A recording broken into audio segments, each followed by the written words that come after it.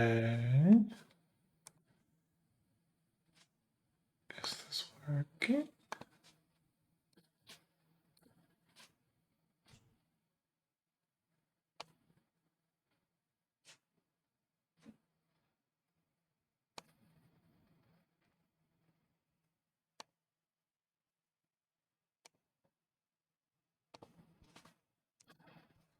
Here. I am live. What are you doing?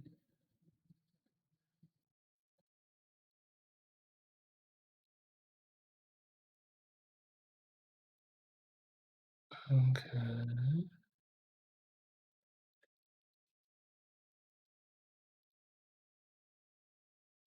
Oh, I have to use Chrome Fire.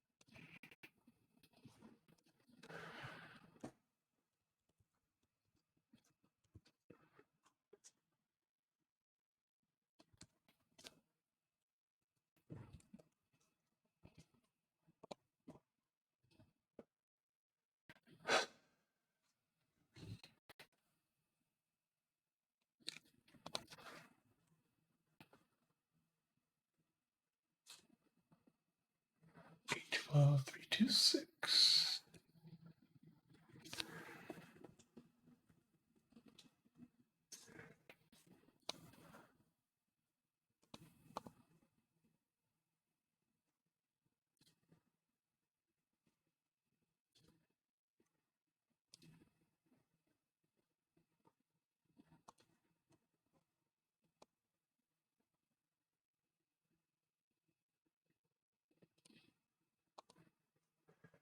Okay, so is this thing working?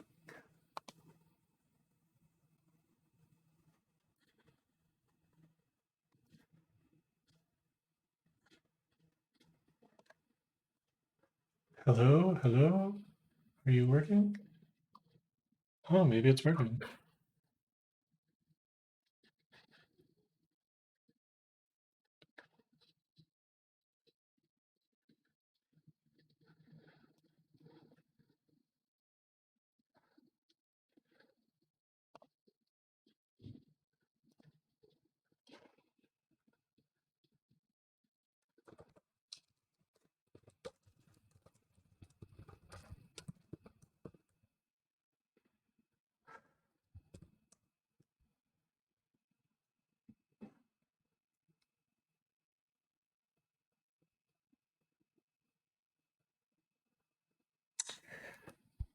Oh, hey, Parody. Yeah, I was also checking the closed captions thing that Richard was asking for in Getter. That's what I was the hello, hello thing. I don't know if you can see them. It should be like either on the screen or maybe you have to like click some settings.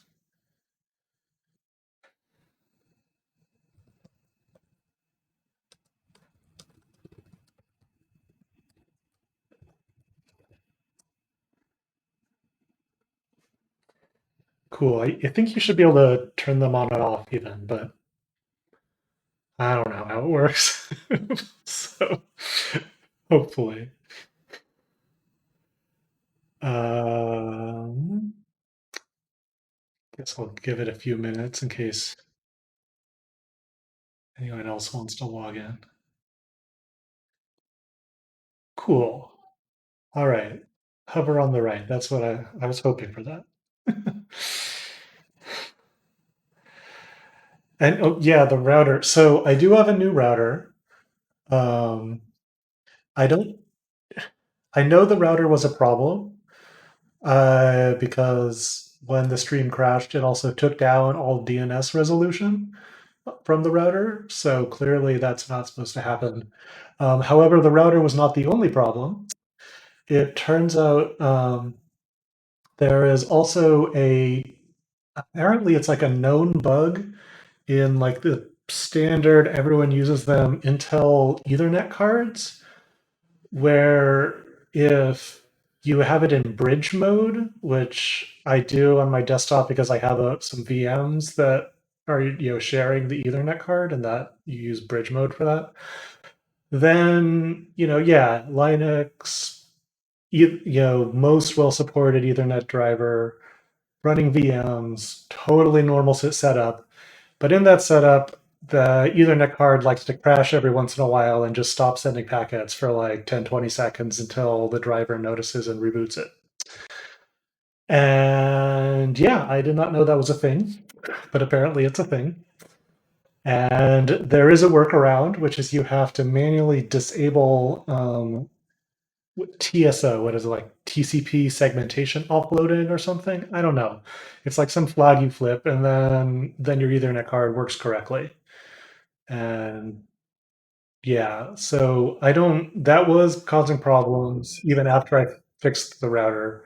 I don't know if that was the only thing. If like that was the original thing that was triggering the router to go bad, or if it's two totally unrelated problems, or what. But I did. Twitch has a thing where you can like start a stream without it actually like streaming. It just like reports statistics on it. And I left that running overnight the other day for like 10 hours, and it said, yeah, ran without any hiccups at all. So I think it should work now. But we will see. I should, yeah, I can close Wireshark. I was trying to like debug this other stupid issue just now. Don't need that. Close that. What else is here? I got my emails. Got all this nonsense. Um,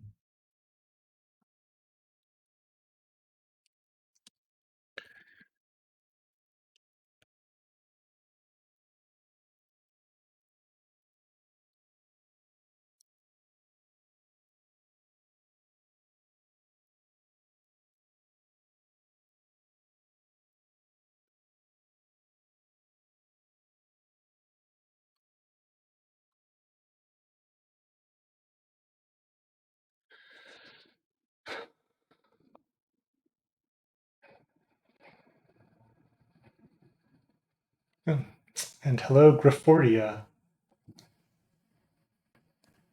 Not sure who that is, but glad you're here. Just figuring out how this interface works.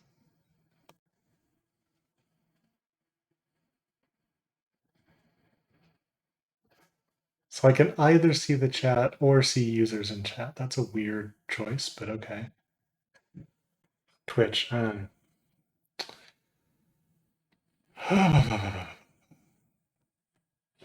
Been up 9 minutes, hasn't crashed yet. Also a good sign. So,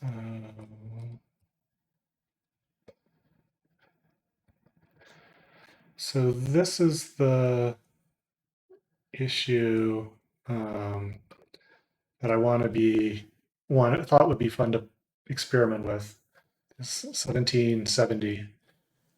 How do I put this here? Like this.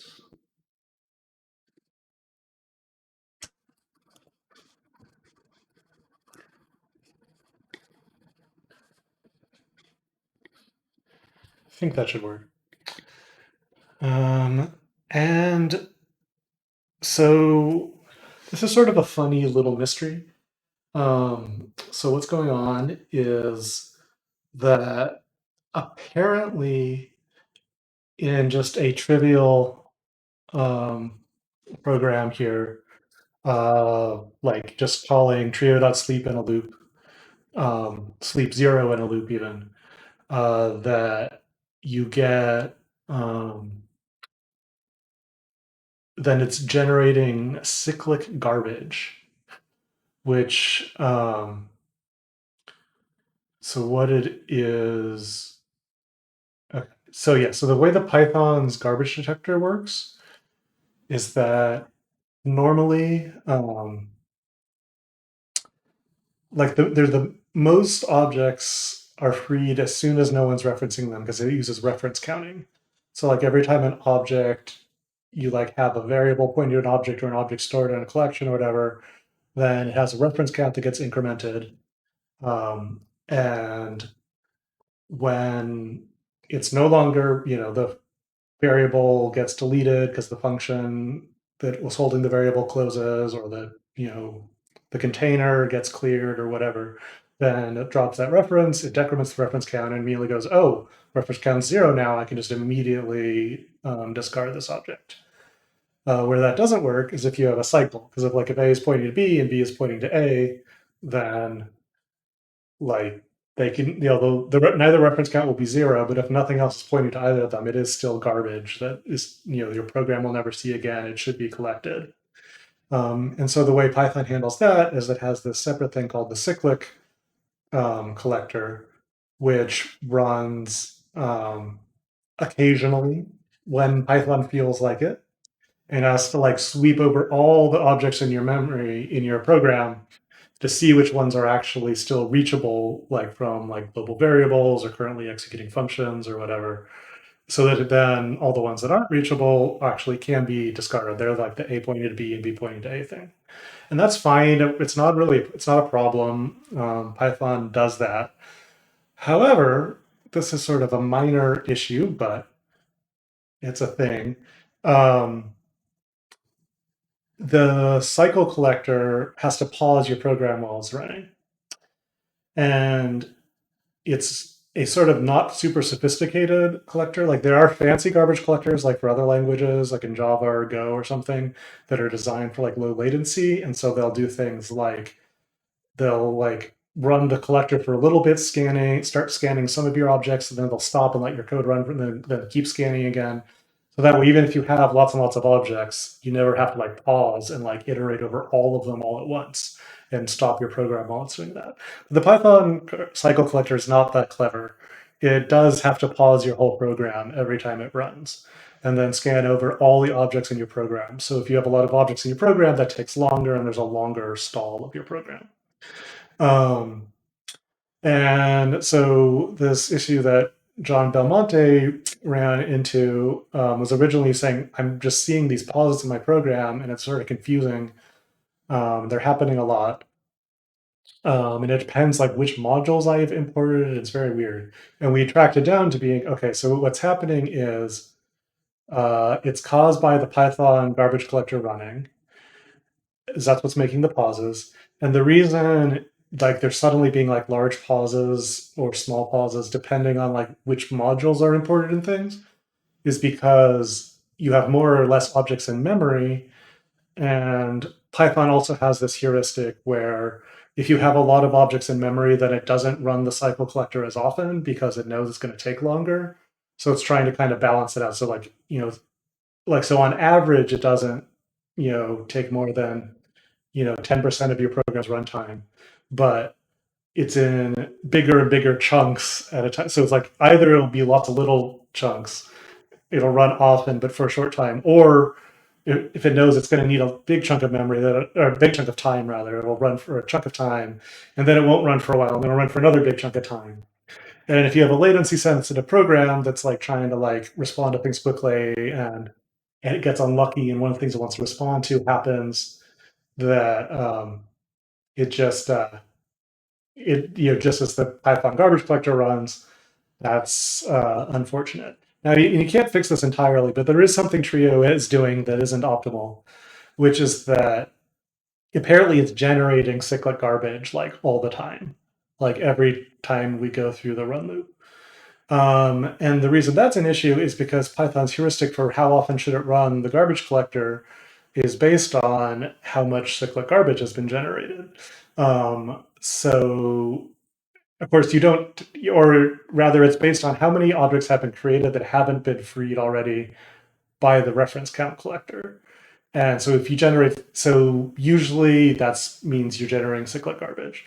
It could also be triggered if you just like loaded a bunch of new objects into memory that are going to last for a while. But um, anyway, so this means that Trio is causing, by generating cyclic garbage all the time, is causing the cycle collector to run much more often than it would otherwise. And so John's seeing more of these pauses than he should. And it's sort of mysterious because we know that there are cycles, but we don't know where they're coming from, like why this simple program is generating cycles. And right, so parody, yeah, I saw your question there. Um, so the question, what we don't know right now is why we have these cycles. Like, what are the objects that are in these cycles? It's probably like usually it's often like some messy thing involving like function frames, which are the things that hold local variables for each function call, and then exception objects that have tracebacks, which reference the frames, and then maybe if there's a frame, reference the exception object. Like it's sort of these confusing things like that. Um, so the first step is to figure out where is the cycle coming from. And then once we have that, then my guess is that it's going to be for some stupid reason, like there's no reason to actually create the cycle in the first place, and that we can fix the code so that we don't have a cycle at all. And then the reference count GC does its thing, the cycle collector doesn't run as often, everyone's happy. So hopefully we don't need any sort of magic stuff with Dunderdell or anything. Hopefully we can just fix the run loop so it's just not creating the cycles in the first place. But first we have to figure out what's going on before we can like actually figure out what the solution is. So that's what we're going to try to do. um,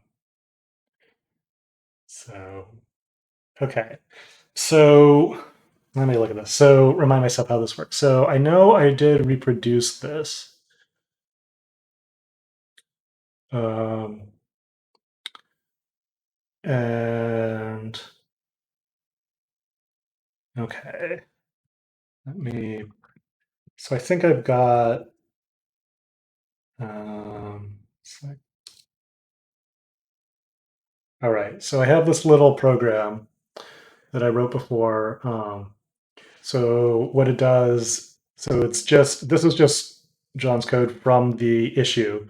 So you can see this is just a trivial program that's well true.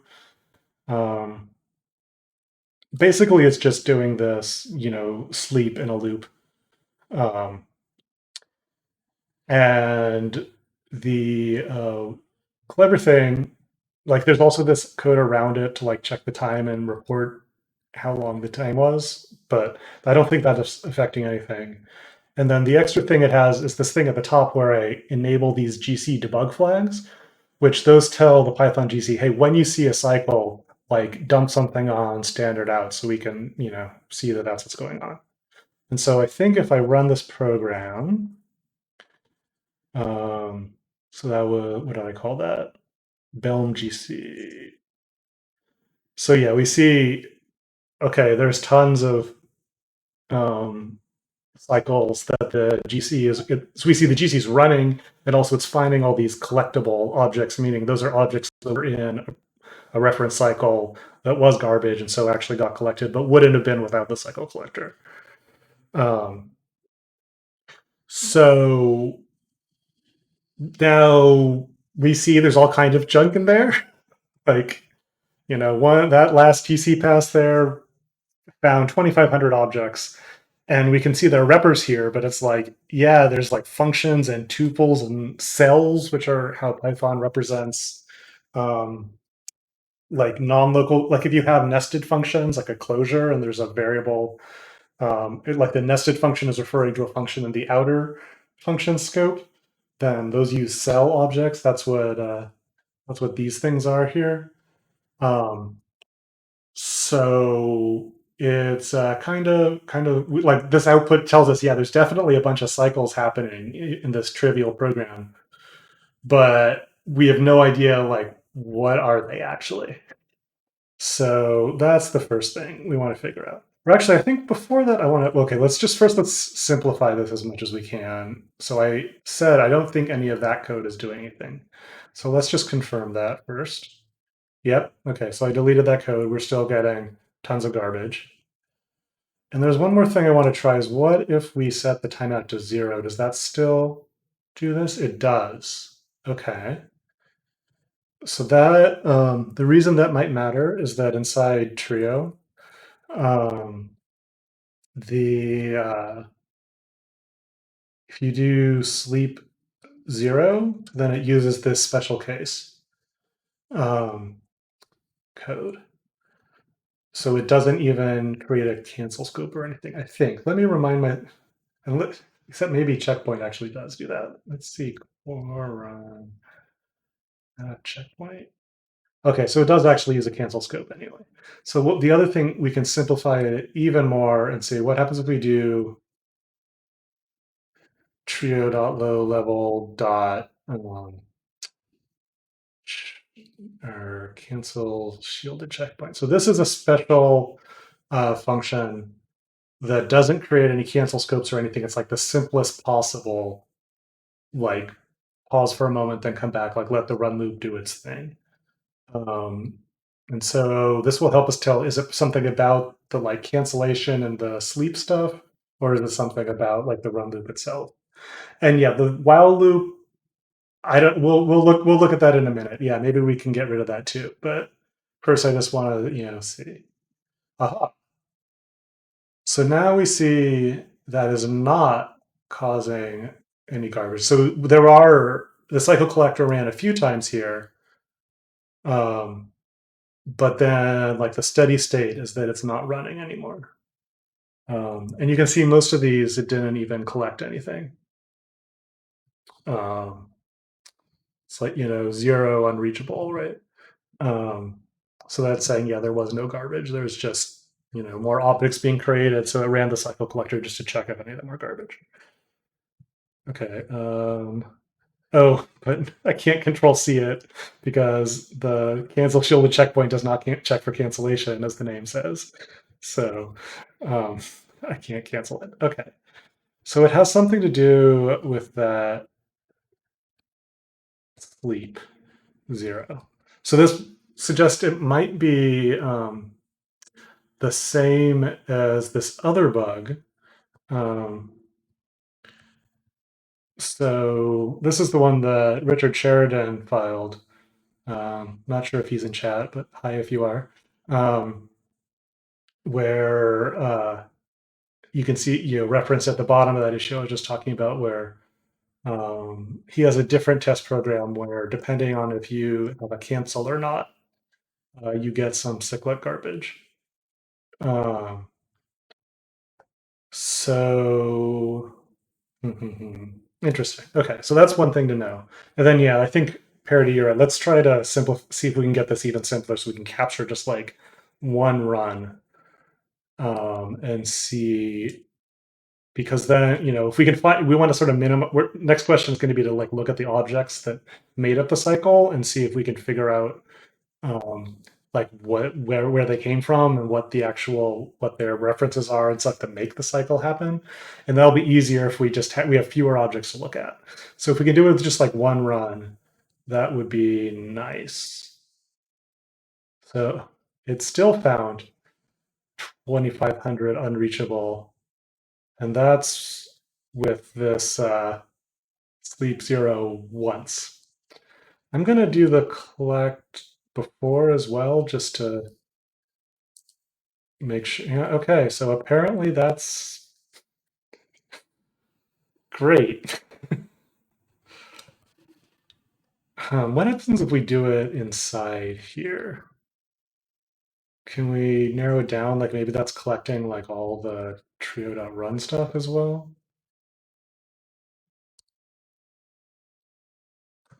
And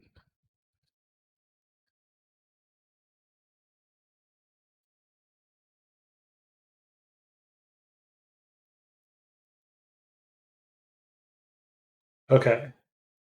So if we just do that, so what I did there is I made it so we're first I clear out any garbage that existed before, just to make sure, there's, kind of we're starting from a blank slate. Then I do the one pass through the sleep. Um, and then I run collect again to see, okay, like that should print out any garbage that was collected. And then I put the sleep here to make the program pause so I can see that. And so so now we're paused right there.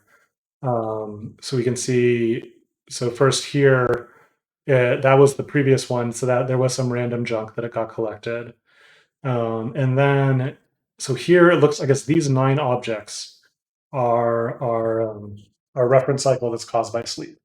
And that 2500, some like the must have that a bunch of that must have been from like the run teardown and stuff. We can just confirm that by doing that twice, just to make sure it's like the same things. So there, that just runs it twice. Um, Also slightly different objects, but pretty. So this case, so that was the first run. Here's the second run. So maybe that's like there's some objects that weren't immediately collectible. Okay. And now what are these objects? So um, the garbage collector interface has a way to get the garbage. gc.garbage debug.save. Okay, so if debug.save all is set, then unreachable objects will be added to this rather than freed. So let's collect, and then so like right here is where we're gonna we collect all the other stuff, get rid of it, then we generate the garbage right here. Um, and yeah, like parody yeah, they shouldn't be, but maybe they are. That's the question. So we are seeing, like, I mean, the fact over here on we're seeing like cells and traceback objects and frame objects suggests that it is likely this classic thing where somehow some frame is referencing exception, which is referencing a traceback, which is referencing the frame again. But, which, yeah, it shouldn't be happening, but it looks like maybe it is happening. So the question, so we got to figure out why, like what's referencing what.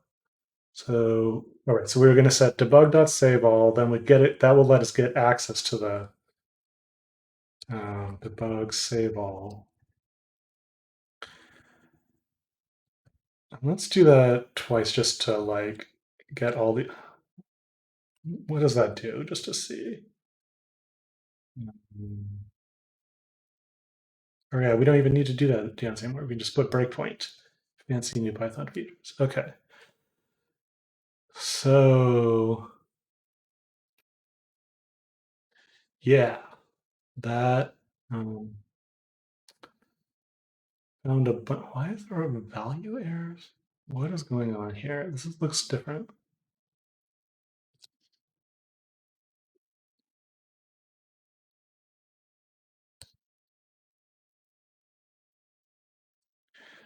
Okay, well, there's only 33 objects in gc.garbage.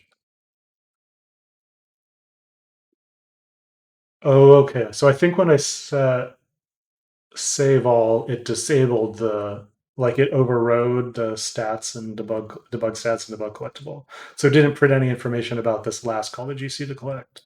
So all this junk we're seeing here was from the initial like clean things up call to gc.collect. And the last call to gc.collect that actually found the garbage we're looking for found 33 objects, and we're seeing like frame objects, the cancel scope. This looks like kind of plausible.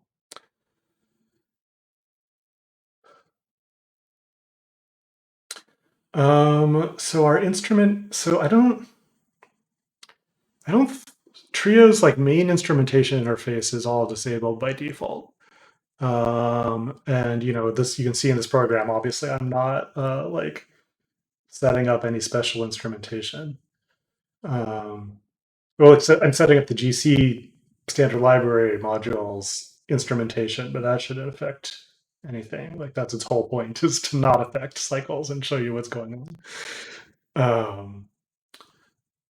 Dun, dun, dun. So, okay, so somewhere in here, in these 33 objects, oh, shoot, just a second. Hit the wrong button, messed up my screen. Okay, there we go. Somewhere in here, in these 33 objects, there is a reference cycle. So I have a suspicion actually based on the this other bug that Richard shared, any bug with this obj graph thing. What was it about in version 0.5? So actually, yeah, which version of Trio am I using?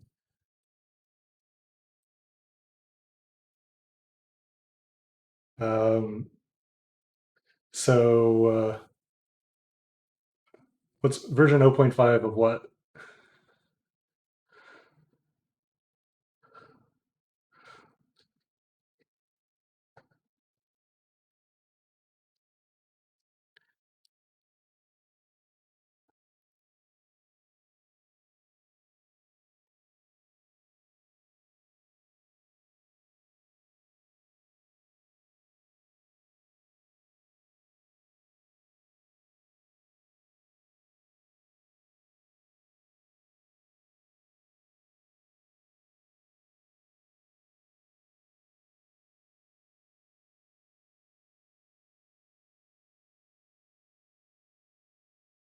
Oh, yeah. So right, you could imagine trying to like bisect this. I mean, we could go check, but I guess my sense is like bisection's most useful when, like, usually I pull out bisection when I'm like, well, either I know this is a new regression, so it's like, okay, so like definitely something changed, and or it's like, wow, this is baffling. Like I don't know where to look. Like here, my intuition is okay. If can see like what how the actual chain cycle works, then it'll be like, oh, well, duh, like that's link's not supposed to be there, um, and like that's what I need to understand in order to fix it. Um, And my guess is that, but even if we did turn out that it wasn't there in an earlier version and bisection found it, it wouldn't necessarily be obvious looking at this some random PR that made a change that somehow triggered this bug, like which piece of code is somehow making some object reference. Like that's like just kind of a subtle thing. Like um, the fact that we don't immediately know where it is to start with means that this is some sort of accidental reference coming from somewhere, or maybe the runtime or something we don't quite understand. So I wouldn't guess it would jump out at us if we um, look at the change. And also, we don't know that it wasn't there in an earlier version, also.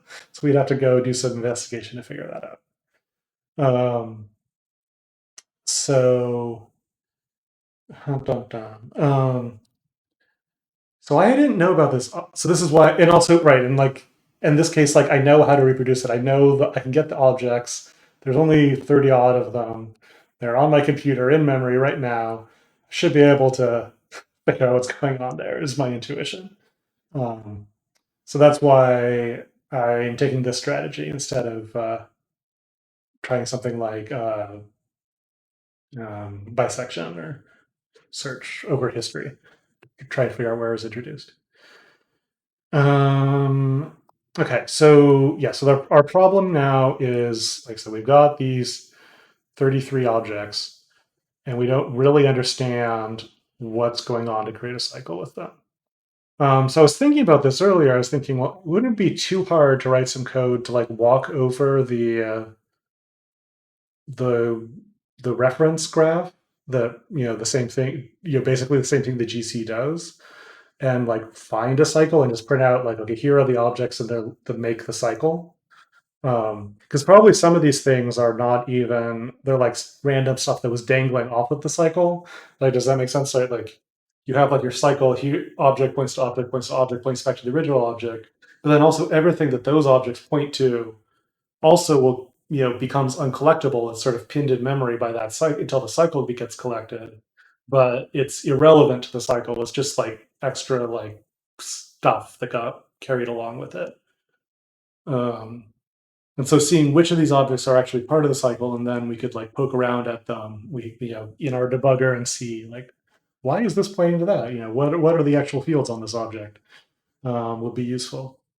Um, this other thing though that I just learned about from Richard is this objgraph module, which I guess what it does is it generates these. It basically does what I just said. It walks the reference, uses the GC stuff to walk the reference graph, but then it makes a picture of it, which may or may it's not interactive. Like if all it tells us is like there's a list pointing to a list pointing to a list, like that wouldn't be useful.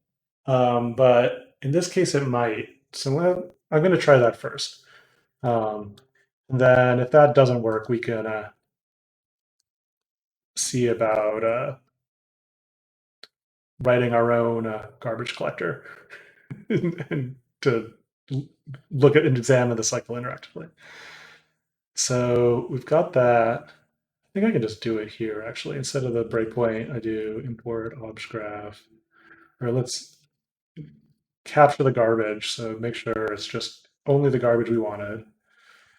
Objgraph. What was it? No refs. The garbage. And file name. Calls. Just dump a PNG up there. See if that works. Okay, it did something. 242 nodes. That's interesting. What the heck is this? Okay, this is not quite what I was hoping for.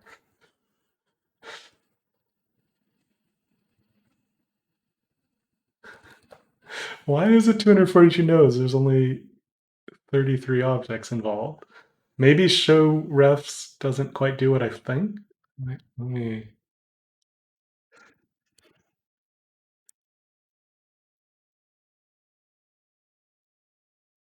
show show a chain or several chains of objects. Oh, okay. Oh, apparently Objgraph also has a thing to find chains, which was the thing I was just talking about. I didn't even know that. Do they even mention that in their docs? It's not even on their like README. Oh, now we know. Tab completion is our friend. But I wanted to see what does show refs do. So starting at obj, which are reachable from obj directly or indirectly. Huh. So does so I thought from it would be that's what would be in gc.garbage. The but maybe it isn't all the thing. Maybe it's only the objects that actually participate in a cycle. Kyle, I think it's so I think it's blah, blah, blah. They wants a list, and in their example, they just make a fake object and then pass that in as a list. But in our case, we already have a list because that's what gc.garbage is a list of all the objects. So I think we can just pass it in directly. Could be wrong. Yeah, that looks right to me. So like just looking at the docs here, it just takes an objs argument and over in our program over here, gc.garbage is a list of objects. So yeah, should be fine. So what the heck is going on here? Like, how do you even read this? Is this readable? Why are some of them red?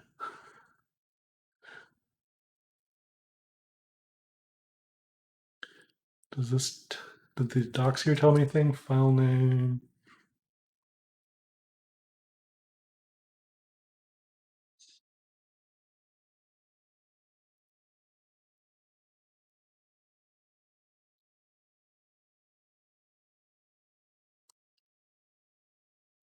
Doesn't say anything about why some of them are red. It does say we can limit the depth and breadth of the graph. Maybe we should try that first before killing ourselves trying to read that graph.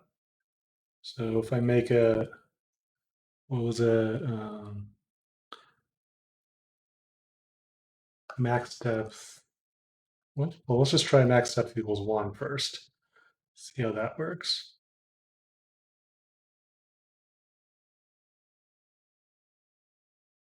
Better. I wonder, maybe the red is the stuff that was actually in the object the list you pass. Um, oh yeah, in the examples, yeah, I don't know. I wasn't sure because Y is also a list because the example's trying to create some collections that reference themselves, and they use a list for that. So is that because show refs needs a list, or is it because they're using I think they're using a list partly for two different reasons there. I must my guess. I'm not totally sure. But this seems to be giving us something useful, so I'm gonna keep going until it stops.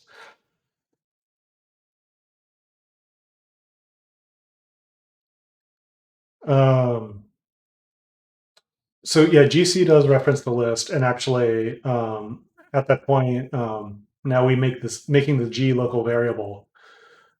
Now that it really should, we should make a copy of that list as gc.garbage. The point is, like, we don't want to pick up any future mutations to gc.garbage. I'm just going to redo it just to make sure. Okay, that didn't change anything. Still said 73 nodes.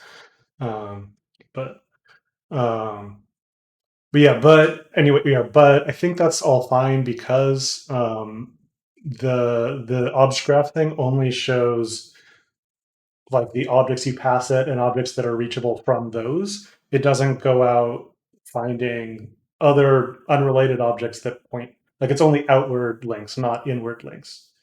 There is some stuff in the module I think I saw about looking at, here's the docs again. Like there's where was it? There's something about backrefs. Yeah, back references. So like that, this is the thing that actually goes out and tries to find things that refer to your object. Um, but we don't want that, and we're not requesting it, so everything should be fine, I think. Um, what happens if we do max depth equals 0? Will that clean it up even more? 33 nodes. I think so. Oh, crud. What the heck is this? Oh, it doesn't link them at all. Okay. It just made a giant image. Okay, so we need max depth equals 1. So it actually draws a graph. And now we zoom in a lot and see if we can make any sense of this.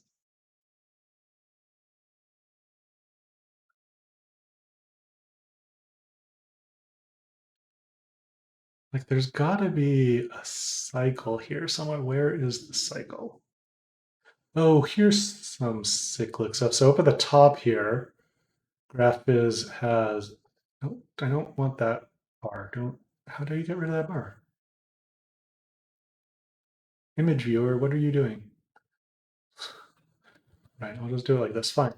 Okay, so up here we have this object error, which points eventually, like there's a lot, it looks like the kind of graph it's using is trying to make arrows point downwards as much as it can. So we've got lots of downward arrows from this pointing to lots of the other stuff in this graph, but we also have this one arrow coming in from above. And so that seems like it could be a cycle. And in fact, okay, yeah, there's a cycle. There's one if you go error down to cancel, down to trace back down to frame, and then up to error. That's interesting. Huh. Okay. And this frame's actually is also referencing the canceled object directly. So let me, okay, so I think I know what this is, and I'm not quite sure what to do about it. So this is in outcome, the outcome library. That's not what I want. Where's the actual code? Oh, it's in source. Somebody did it that way, right? Sync. And what was line 111? It said, right. Okay.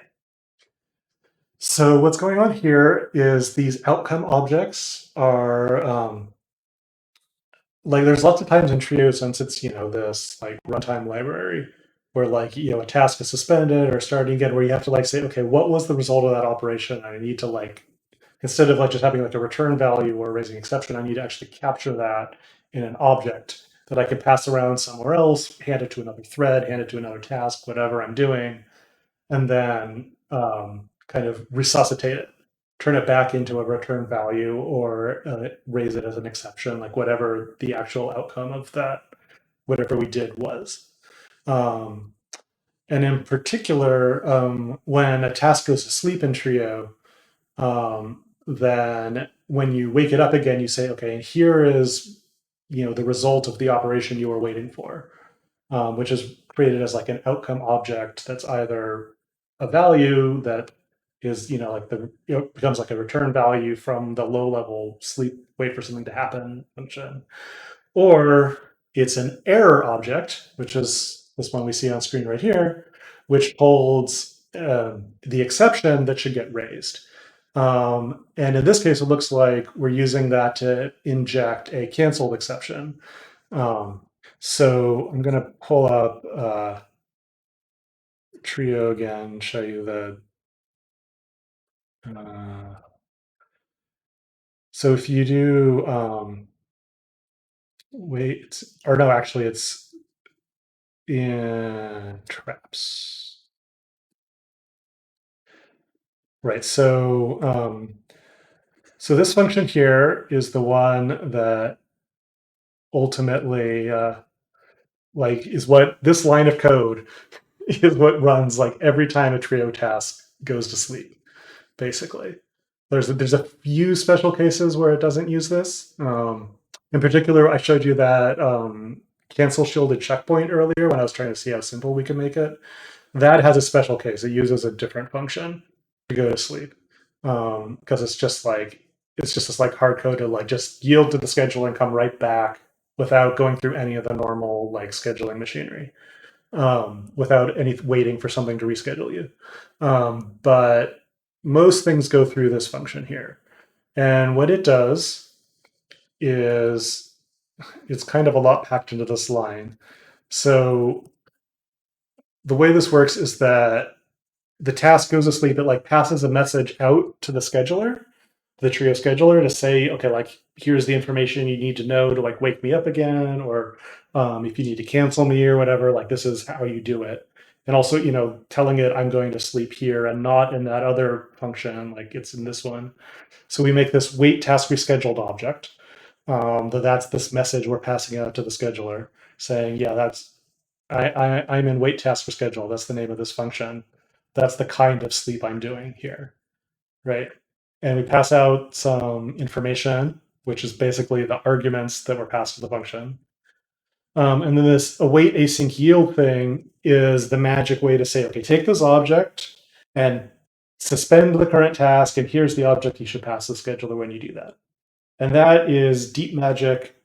There's really, I mean, it's just basically like just built into the language practically. Like, I mean, it's defined in this file. If you're curious to see how exactly it interacts with like the coroutine API, you can do that. But it's totally arbitrary. It's just like, okay, this is the incantation you use to accomplish that result, to tell the Python VM, the interpreter runtime, I would like to suspend the current coroutine. and pass out this object. Um, which is, and that's an operation that's just built into the interpreter.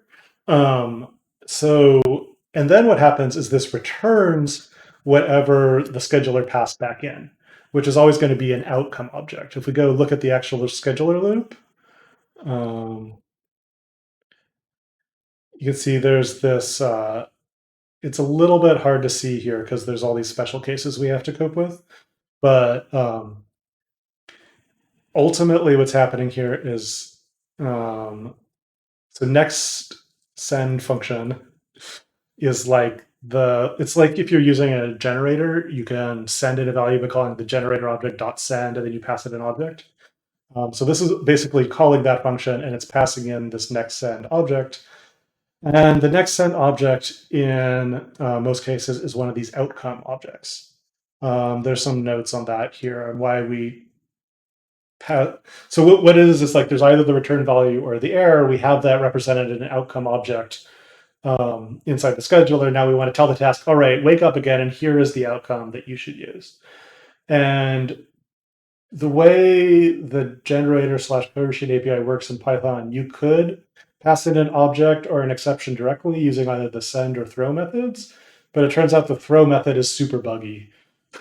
So we just never use it. Instead, we always use send to pass in the object, which could be like a real object or it could be an exception. And then once on the inside of the task, once we receive it here, we call this unwrap method, which for a regular value just returns it, and for an exception, it raises it. So, and this is our problem, I think, is that so we pass in that object. That is the so ultimately what's happening is we're passing in this error object here that's at the top of our graph, our picture. That's the object that the Trio's cancellation machinery has figured out. Okay, this task needs to wake up again, and with the canceled exception. And so it creates the canceled exception object, which is right here. And then it wraps it in this error object. The outcome.error is the type is this container to hold the exception. And then it passes it into the object, into the task, which then calls unwrap and raises it. And we can see there's this frame here that is line 111 sync. And so if we look over here in outcome sync, go to line 111, it's this is the unwrap method. Once an error outcome is handled, is it being unset in the handler? Does the error need to save its traceback? So, right. So when we do set unwrapped, what does that do?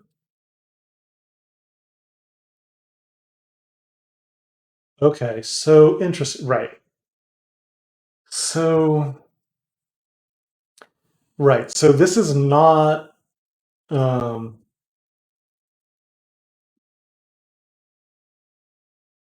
Okay, so there's a few things. I think there may be a few reference cycles here. So one of them, right, is that this is just always going to create a reference cycle here. We say captured error is a local variable inside the unwrap method, and then we raise it. However, that means when you do raise captured error, then that's an exception object, and that exception object's .dunder traceback attribute will hold a reference, like will hold the traceback for everywhere this exception went, including all the frames it passed through, and it started out in this frame unwrap, and that frame unwrap has a reference to the exception itself. So that's going to be a loop, like right there, just by itself. What can we do about that? We can. So one option is to make it so the frame doesn't reference it.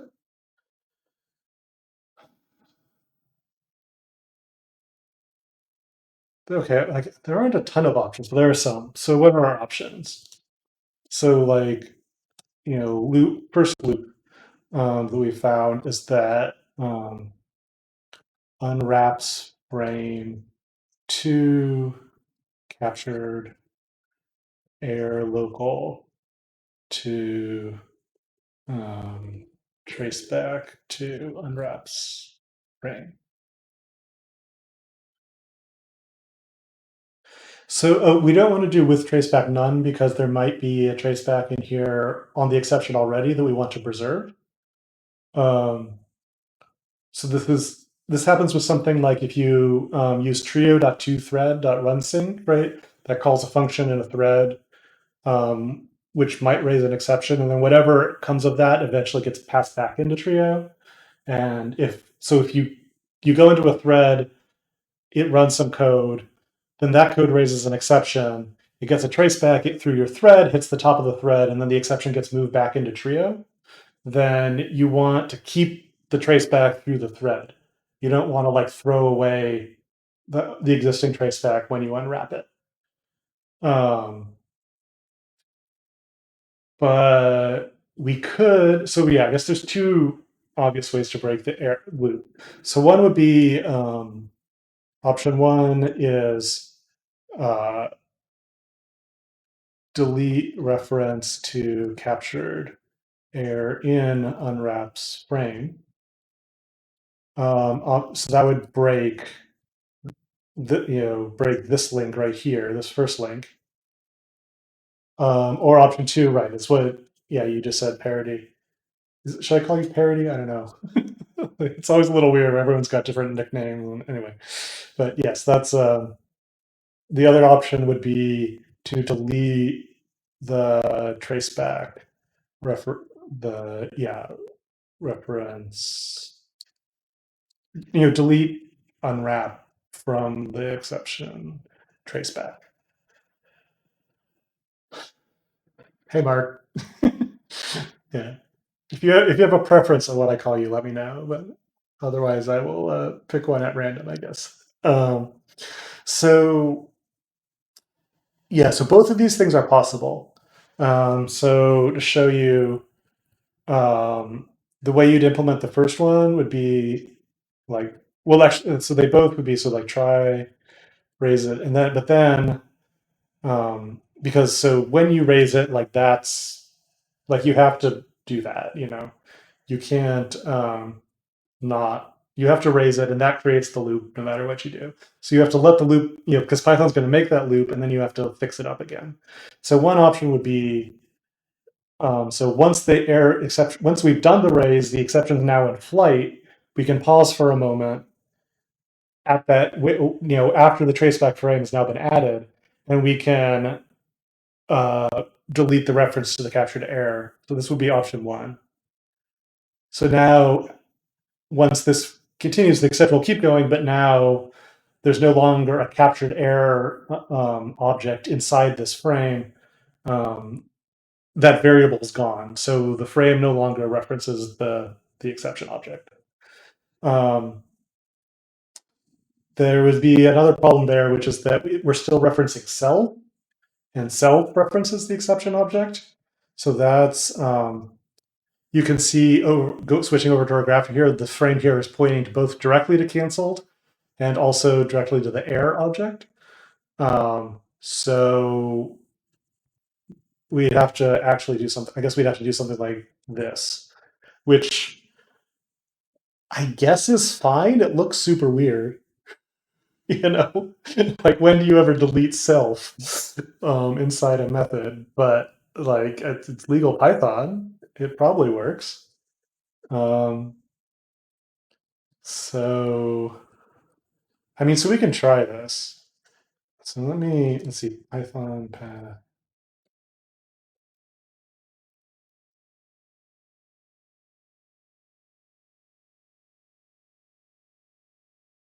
Okay, we've still got some kind of reference loop, but it looks like it's simpler and that one, it doesn't involve that. So that, I'm gonna tentatively say I think that fixed it. What the heck is this? God, this is something in.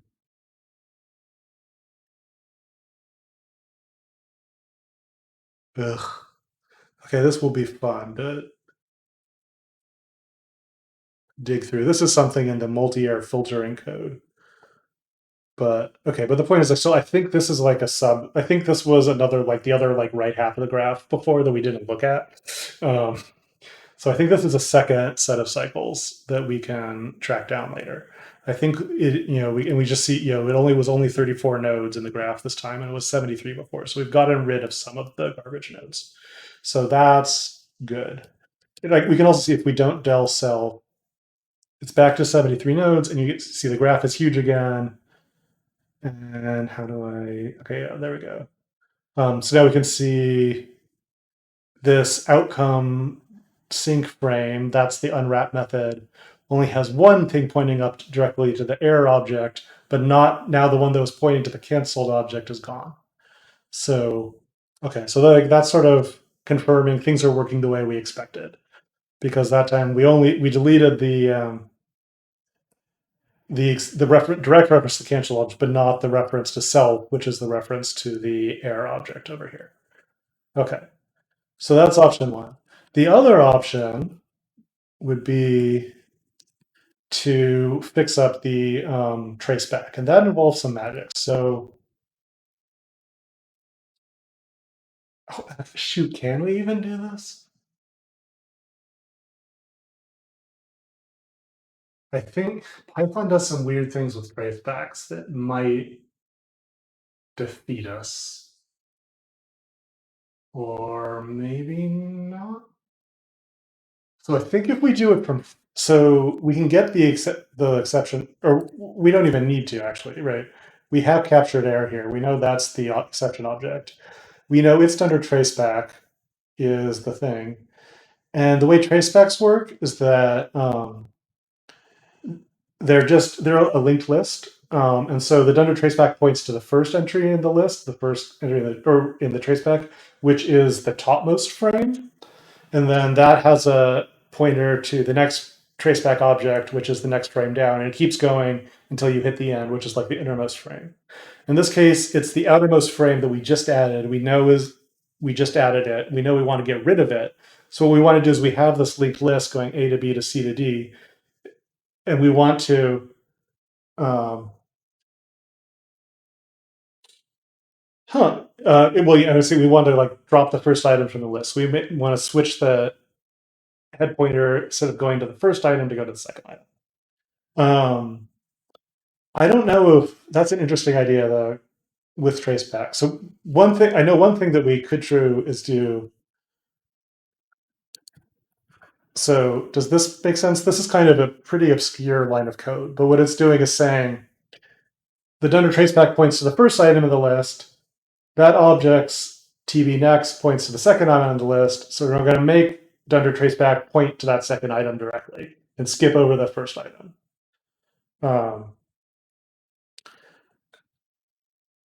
So that would be one maybe possible approach. What I'm not sure about with traceback might be another way to write it, but I'm not sure is if you do raise with traceback, does that set the traceback before or after it adds the current frame? Because it might be that you give it the traceback, it sash that on the exception object, and then it immediately adds the current frame on top of that. And if that's the case, it's not going to help us. But we could check that. So like here's some, let's just make a, how do we check this in our little REPL here?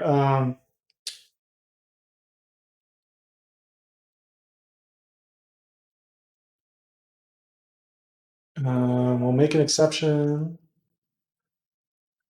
And then, so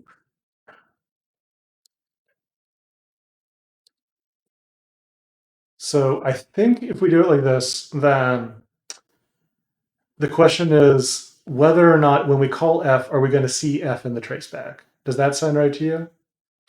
Because if we don't see F, then that means that, okay, the with traceback thing, was late enough that it managed to hide the current exception, the current frame. And if we do see F, that means the with traceback can't help because it's too early. Does that sound like a accurate test to you?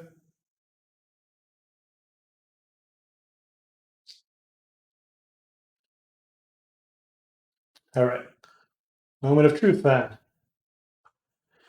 Okay, we do see F. So that means it's not going to work. Actually, now that I think about it, that is inevitable. So the thing is, right, so you're looking at this, exec.with traceback isn't like magic syntax. That's just a method, right?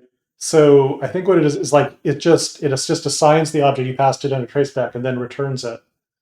So you could rewrite it, as like, exec with fixed, or let's just call it temp, temp equal exec dot with traceback none, and then raise temp, right? Like that's exactly equivalent to the one we had before. We just sort of broke that one statement into two lines.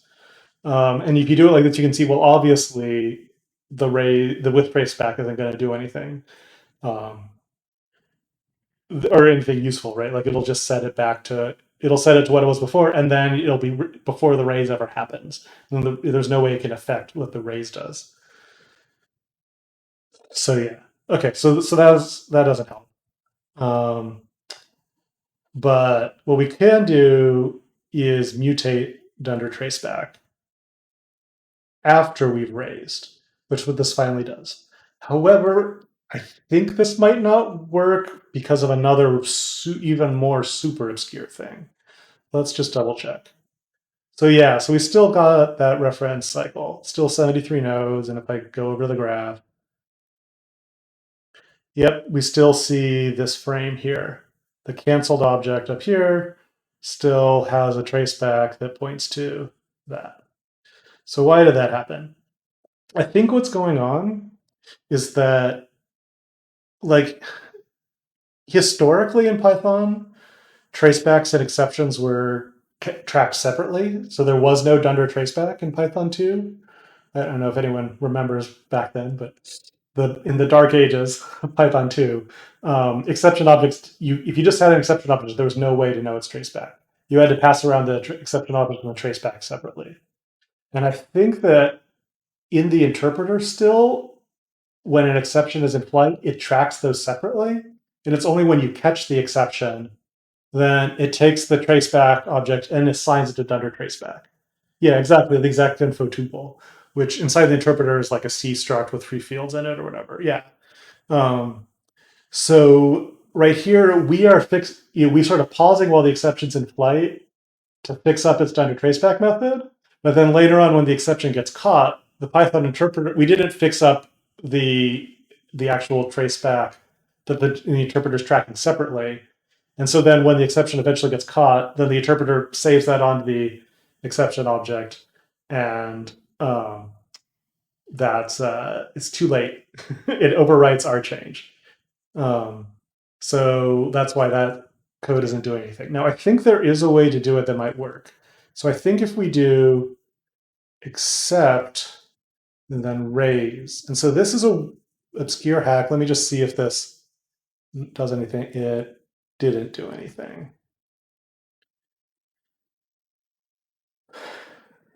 Well, poo. Is that, why does that not work? So the reason I thought that might work is that if you do raise, is a special case. If you do raise without passing in an exception object, you just do the bare raise. That means, which you can only do inside an except block. Like I caught something and then I just want to re-raise it. I believe that does not add a traceback frame. Um, it's a funny quirk in how Python exceptions work. Python exception handling is very all sorts of quirks like this. But I think it does not. Um, I think that's true what I just said.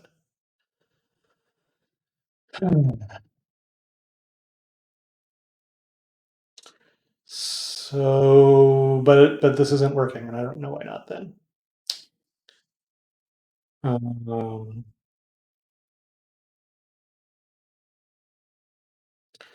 traceback. Yeah. Because we do something very similar inside Trio's really gross multi-error code.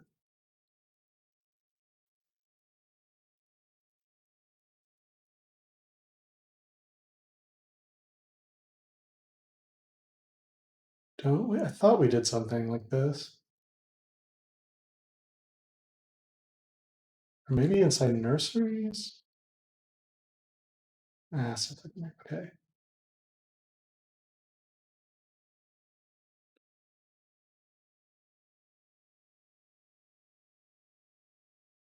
Maybe not. Or maybe it's a hack I put into the exception group that didn't make it into. Like I could have sworn actually, made this work at some point. Oh shoot! You know what it is? Right, I forgot. We do use a similar trick here. You can see this code is doing try raise something and then catch it again immediately, and then do some fix up on it. But the fixing up is here is this finally block. It's fixing up the Dunder context. No, it's fixing up the Dunder traceback too. Does that not work? Maybe this code just doesn't work that I wrote over here. It does work for Dunder context because that gets set immediately when you raise and doesn't get changed again. But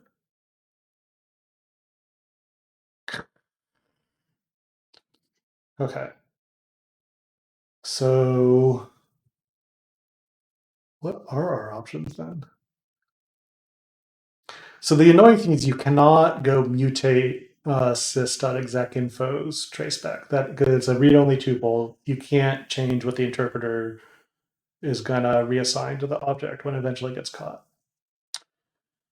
And we could catch the object and fix up the traceback, but then we'd have to re-raise it again, which would add the traceback back again. So that's not going to be helpful. So maybe option one is the only thing that works. I think. Well, so I guess there's also an option three, which would be inside Trio, fix up the traceback, or avoid creating it in the first place. So I think I don't know. We still have to do the DEL and stuff. So we could hide the unwrap frame from the traceback, but yeah. I mean, so there is a way in which option two is kind of appealing because it means that unwrap never shows up in your tracebacks no matter what you're doing. And that's kind of nice because unwrap is just this like stupid utility function that just kind of clutters up your traceback. It doesn't like tell you anything. It's just like, yeah, then the exception got raised again. Like that's how it got from the frame above and frame below. Like, but it's just plumbing. It's not like anything your code would ever care about. So it would be kind of nice to hide it in general directly in outcome. However, since that doesn't seem to work, maybe we are stuck with option one. Is there any way can think of?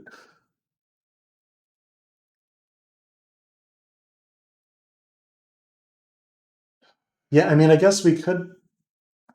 So this is awful.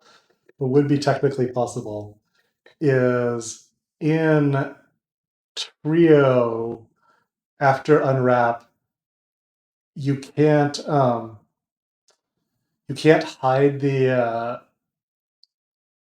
you can't mutate you can't mutate the sys.exec.info too, right? So you can't change Python's idea of what is the top stack of the current traceback for the exception of flight. However, you could potentially mutate that traceback object. So you could say, oh, well, that's still the frame that's on top of the stack, but the next frame down, we're getting rid of that one. That so there's two issues there. One is that traceback objects traditionally are immutable, so you might have to use C types to go poke around in the memory directly. Now, Trio actually does that in some other cases for stupid multi-error related reasons. And I did make them mutable at some Python version, which maybe was 3.6, and maybe it's just fine now and we could just mutate it. But this is all super gross and weird. And it's probably, and it doesn't even fix the issue in other cases. Because like this is going to happen every time you use outcome.unwrap. So we really should have a fix in outcome.unwrap. So I think, I think this is really the only good option. Okay. So this needs a big comment and a PR and a test. So, well, okay, so first let's just confirm again. Okay, that thing is fixed. So how are we going to describe this?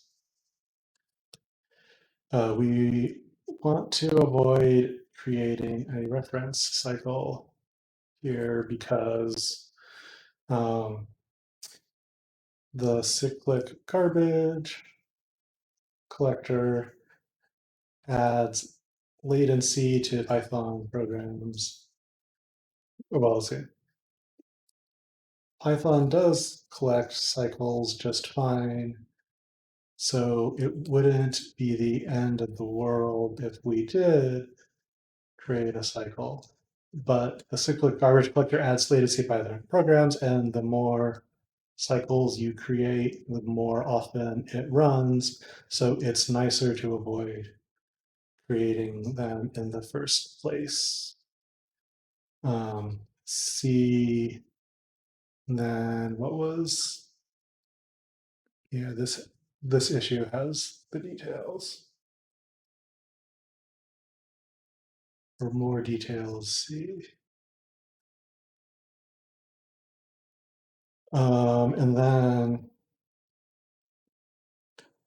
in particular, by deleting these local variables from the unwrap methods frame, we avoid the captured error objects under traceback from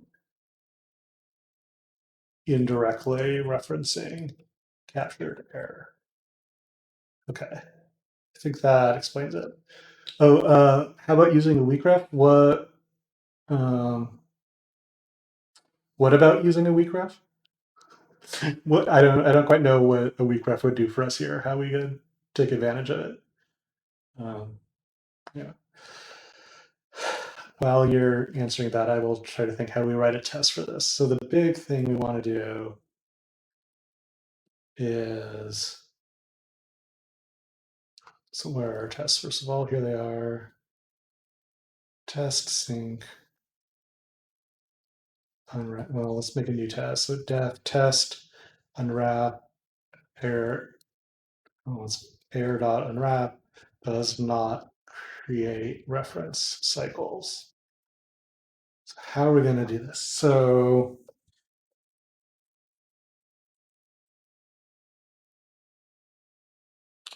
we could run the GC with some debugging options, but it seems like the actual GC, that seems kind of complicated. Under cause, just I'm catching under.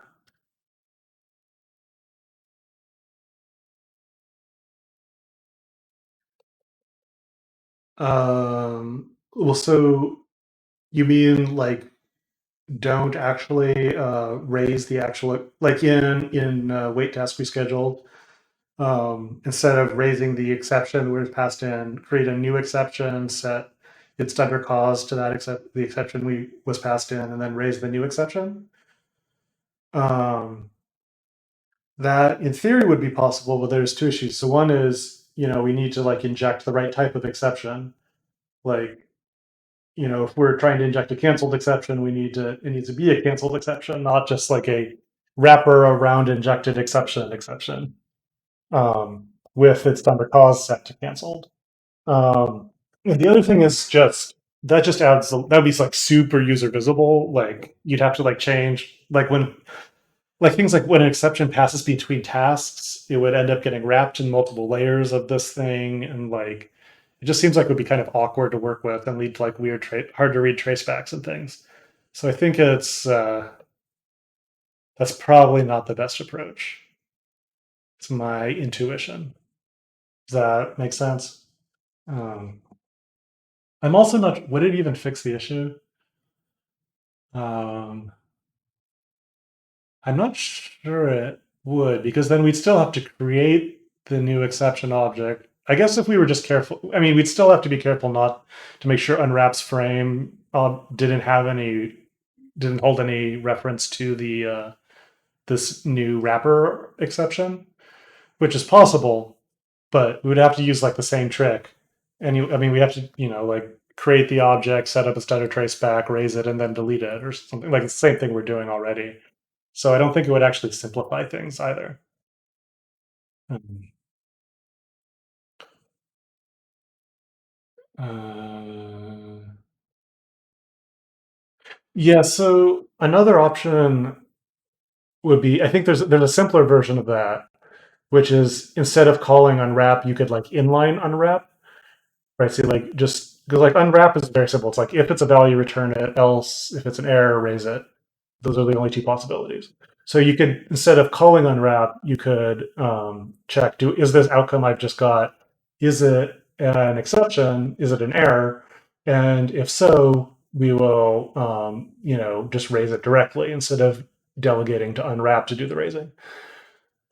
But then you'd have the same problem again, where then you still now you're holding a reference to the outcome object and the exception inside wait task rescheduled or wherever it is that would normally call unwrap. And so that's going to create a reference cycle. So we need to add this fix up to that code too. Um, so not very helpful, unfortunately. Um, is there any? There's probably a tons of places in Trio that you know raise a named exception and so end up having a loop. Now I think like nurseries had a like I'm just thinking like let me switch over to like the nursery code. Raise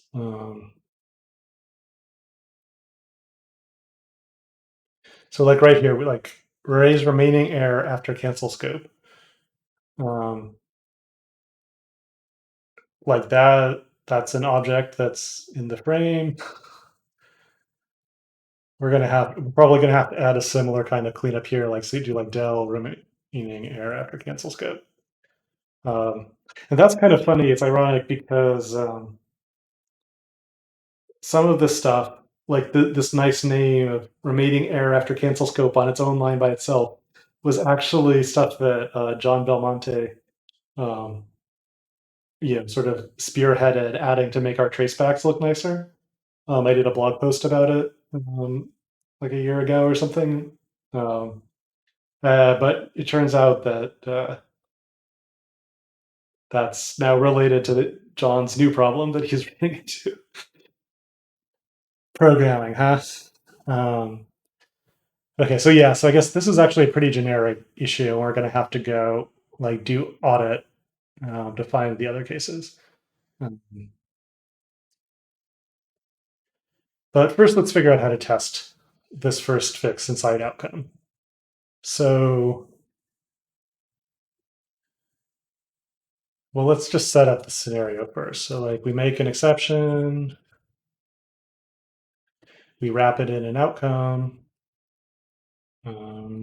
Do we have it? Yeah, we've just got it, the bare name. And then we're going to unwrap it. And now what we're going to want to make sure,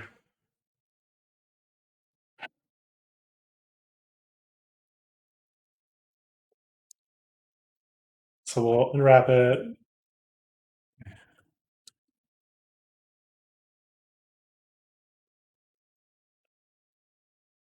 Okay, so now that's done the unwrap. Now I think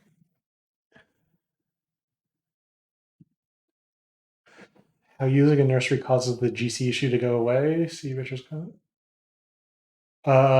I don't either off the top of my head. I think there's probably a number of these things. So I'm gonna put that aside for the moment.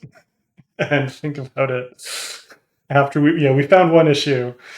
Let's fix that one, and then we'll go. We know there's some more reference cycles. We know something funny with nurseries apparently. Okay, but let's finish this one first that we do understand. Okay, so here we've set up so we know it should be the case that like so now the top of this exception that we just caught should be this frame is sys dot get frame. Is that what it's called?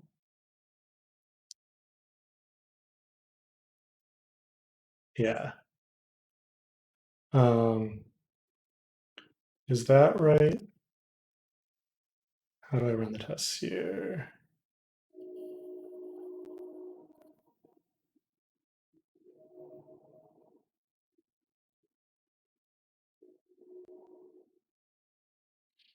Oh, this is okay. Do I have a VM? Whatever. I'm just gonna skip only run the test sync tests for now. Oh, I should check out master too. Uh,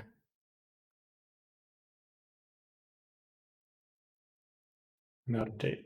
How do I want to do this? Whatever. I'll deal with that later.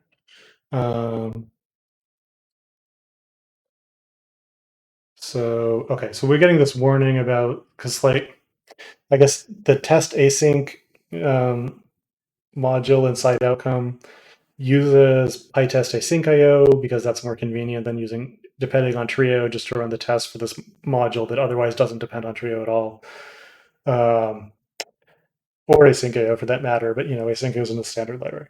However, that to do that, it uses the PyTest async IO module, which I don't have installed because the PyTest async IO module, if you install it, just breaks PyTest Trio, and this is a bug in PyTest async IO, and it's kind of annoying, but they haven't fixed it yet, so that's life. So I don't have it installed, and I could set up a VN just for this, but that seems kind of annoying. Most of the time, I'm very sloppy and lazy, and I just have one global VN I use for everything because it works well enough. And you know, um, right now it works fine as long as we just ignore those tests. So that's fine. Okay. So, anyways, but this is just a warning. It's just saying that yeah, these tests I didn't run. There was a mark I didn't understand because you don't have the right package installed, but you didn't even run the tests, so it doesn't. It's not causing any actual problem. And the actual tests I ran all went fine. So I guess that means that I'm going to add a dash v there just to yeah, we can see okay. So this is the frame. This is the current frame. We don't care about this frame. This is the test functions frame. So then its unwrap frame is exec traceback tv next tv frame. So this should be the frame object that represents unwrap itself. Let's just double check that. Pret unwrap frame.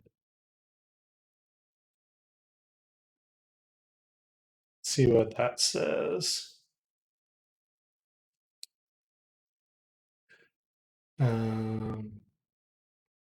So we've got this frame object, and it is indeed, yep, the unwrap object. And its locals are the value error. Didn't I just, what's going on there?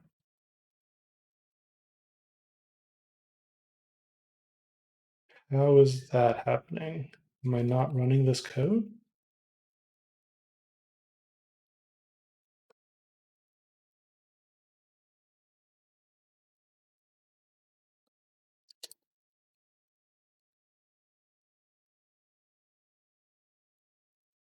It's not, oh, okay. I know what it is.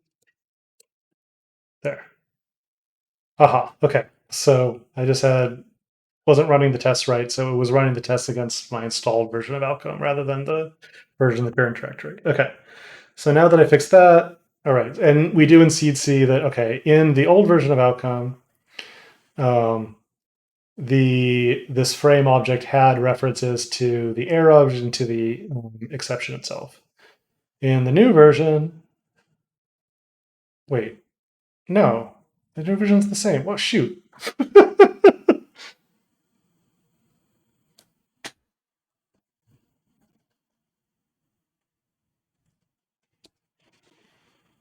There we go. Okay, I still have my Python path set wrong.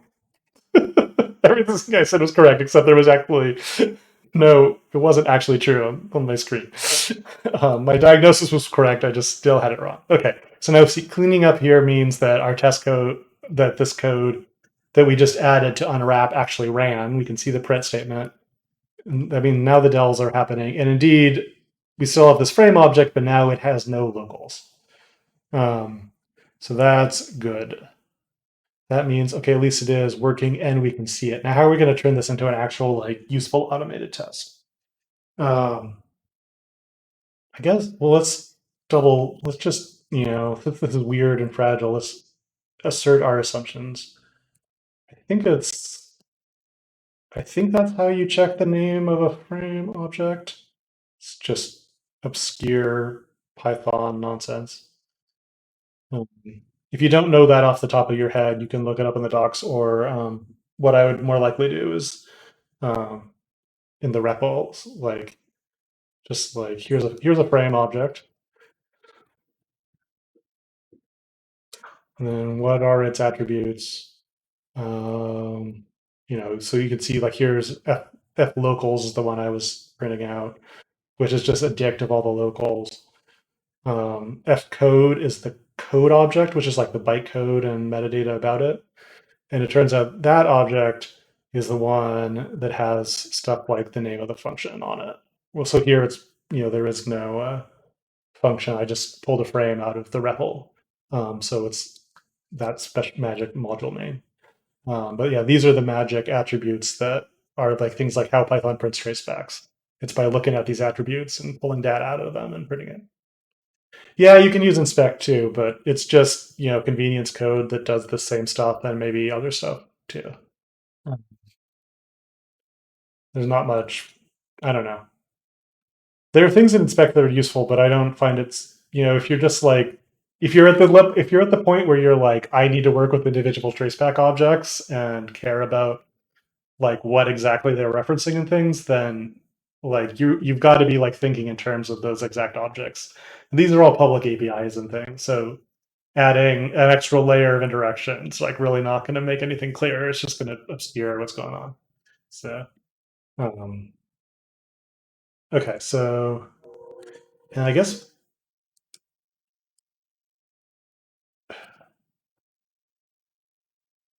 you could just do like that. I was thinking like I guess like the real end-to-end test, do like really make sure like there are no cycles, would be to like write some graph traversal thing that like walks over the GC's reference graph and like actually, write our own cycle collector effectively to see, try to find any cycles involving starting from this object. That sounds like a huge pain in the butt, and probably pretty slow because it's going to end up like you'd have to walk over like every object reachable from this object, which is probably most of your program, because things like, well, from the exception, you can find the module, and from the module you can find, or you can find the type, and from the type you can find the module, and from the module you can find everything else in the module. I mean, I guess value error is a built-in, but I mean, anyway, like this is probably good enough for current purposes. Um, and yeah, so maybe let's just make sure it passes also. Yes. Okay. And just to be extra double sure, if we go back here and comment that out, then the test fails as we expected. Okay.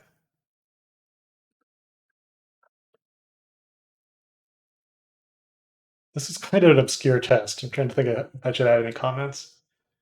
Maybe like,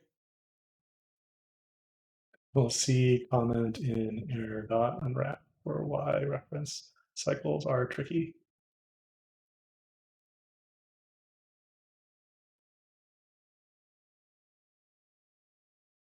top frame in the trace back is the current test function. We don't care about it. Its references. The next frame down is the unwrap frame. We want to make sure it doesn't reference the exception or anything else for that matter, just to be thorough. Okay.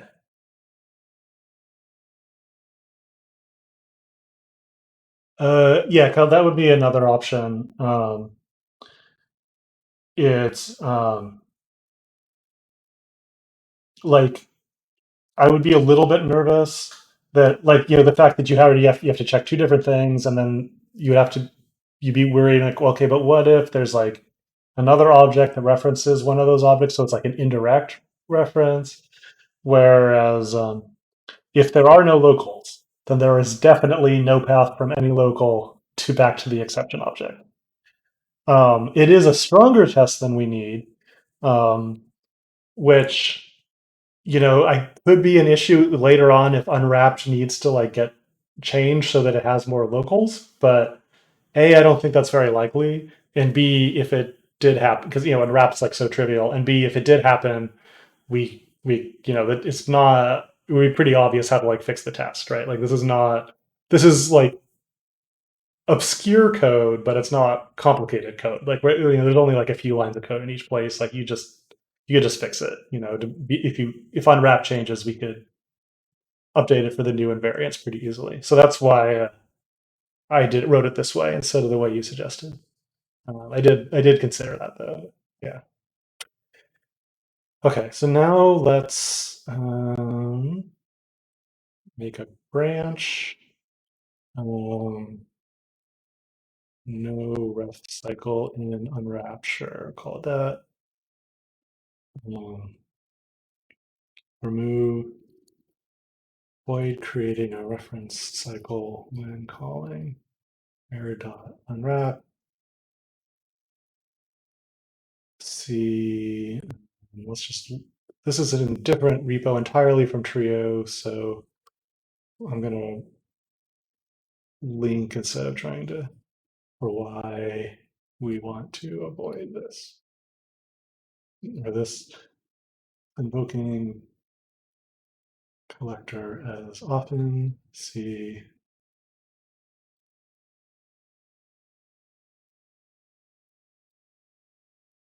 for more details. Okay, yeah, and I'm not putting fixes 1770 there because, first of all, it's in a different repo. So I don't think you can, in one repo, can like put fixes issue in a second repo, I don't think, in GitHub. And also, this doesn't fix it. This is just one piece of the fix. Because like we saw, there are still some other cycles still. So this is an important step, but we're not done yet. Okay. So I'm gonna rebase on current master. So hold current master, there's that name. Rebase onto just do one like that. Okay. And then looking at our log. So there's that, and then yeah, that's the last thing. Cool. Okay. So now we'll push this branch up to my fork on GitHub. Get finished, and then I'll make a pull request. And there we go. If someone would like to go review this real quick, feel free. Yeah. Okay, and yeah, we're not done yet. So if we come back here, so this is the graph after that fix, remember? And you can see there's still some objects here. Now there's nothing about outcome.error in it, but there are this thing involving filter impl. in X filter, and I think this is the in filter tree, and I think this is the horrifying multi-error code. So I guess we have what, three to-do items. Let's not forget. So one is we need to find the rest of these cycles to actually fix the original bug. Another is we have to audit the other case where all the other cases where we raise an exception in Trio. Um, and the third one is that nursery thing you raised. Oops, just a second. Hey, is that? What your time scale? It's pretty much just as long as I'm having fun. Do you if you're like winding down or if you're gonna keep going for a while? No, it's fine. Yeah, it was just about to start another thing, probably like another hour. Yeah, I don't want to overdo it. Okay. Do you want this? AQI has gone back up a little. Well, it's still. It's still only 16, but you are keeping time. Yeah, yeah. Okay. You're on camera. Oh. The camera. Yeah. All right. All right. Where were we? Oh, right, our to-do list. I should. Should I track that? I just don't want to forget what's going on. Okay. Um,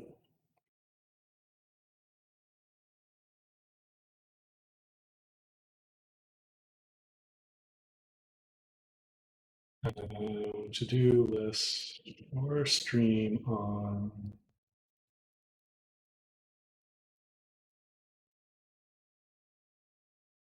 Uh,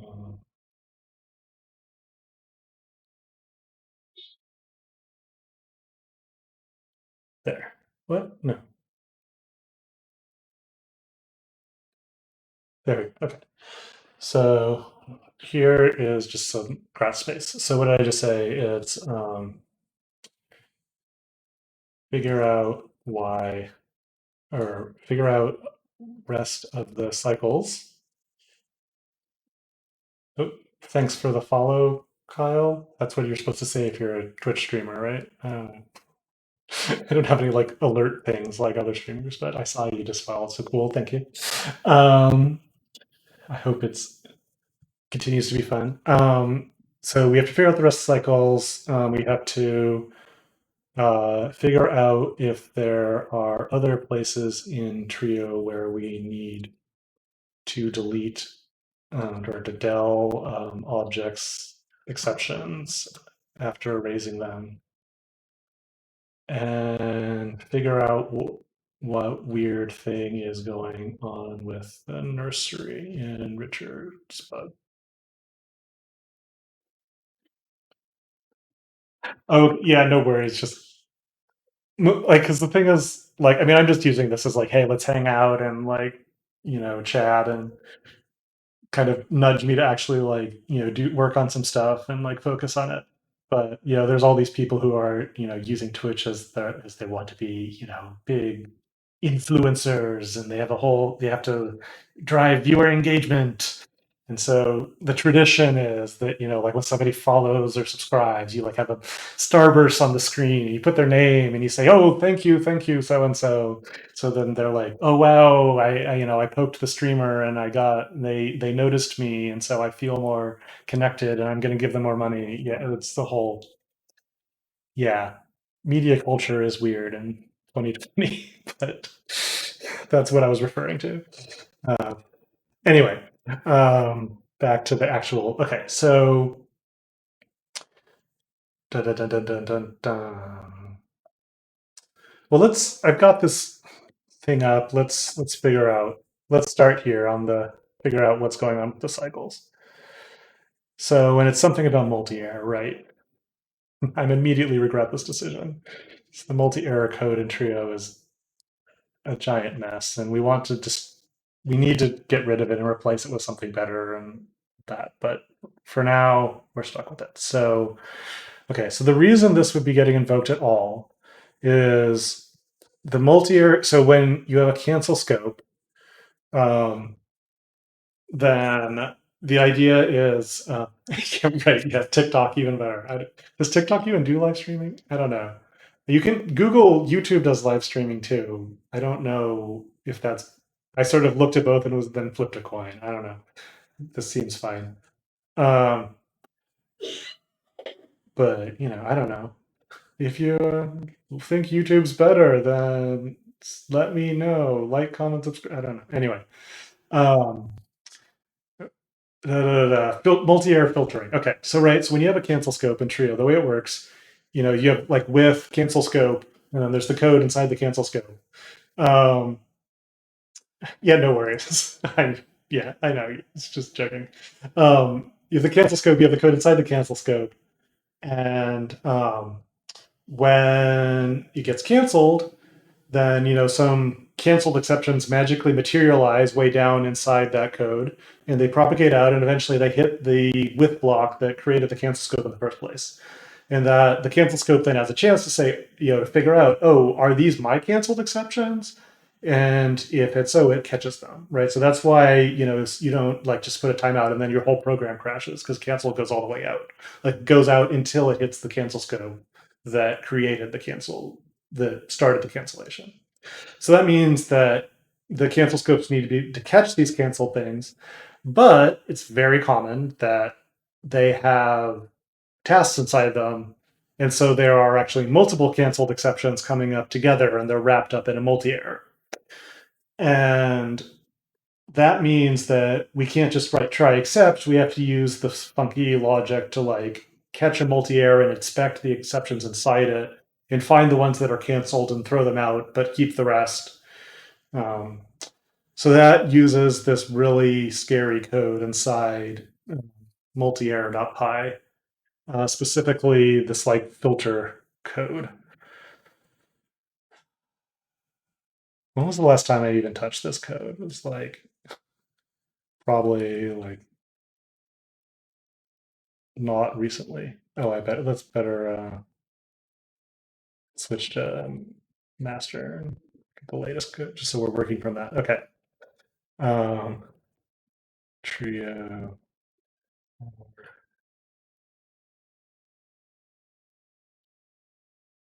Oh, hey, I guess Kyle's the last one to touch it.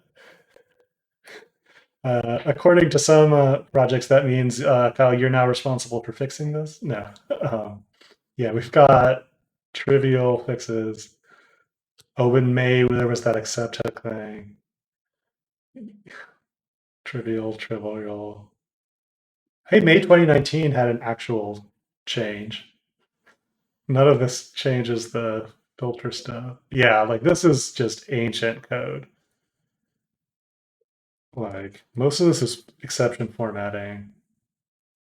And then we get into the era where I didn't even write doc strings because I was like first bringing up Trio at all. Or sorry, I didn't write commit messages. Look at these fabulous commit messages.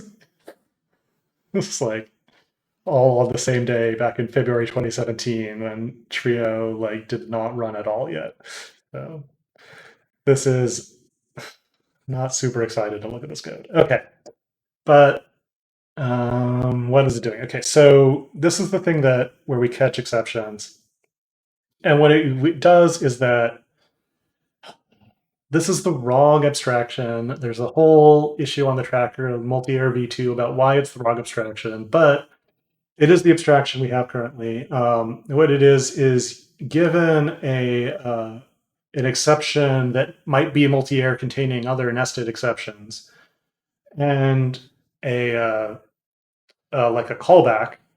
We run this multi-error dot filter thing loops over all the nested exceptions, passing each of them to the callback, and the callback decides, do I want to keep it or not?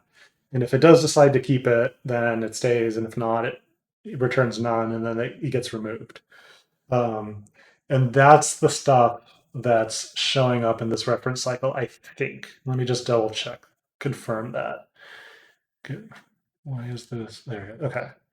So we've got one cycle here is this function, filter impl dot locals pointing to a tuple, pointing to a cell, pointing back there. The other, yeah, here's another upward pointing arrow.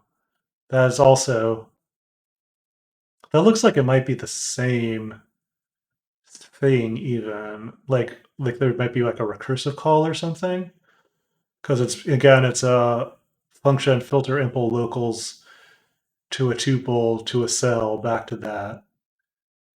Um, any more upward pointing arrows? These all point down.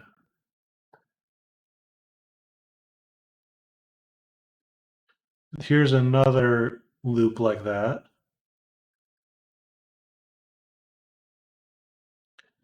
And here's a yet another loop. No, oh no, these are dot push TB instead of dot filter T.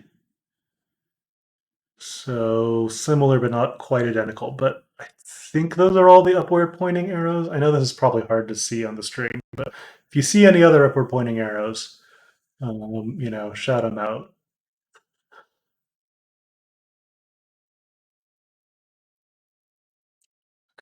Okay, I need those. So we're looking for stuff. In all cases, though, it's this filter impl thing that has a local function and something about like closed over variables. So let's go look at filter impl. You know you're in for a good time when the function starts with a comment that's 1.5 screens long. Um, so, mm, okay, so yeah, it starts with two nested functions, filter tree and push TB down.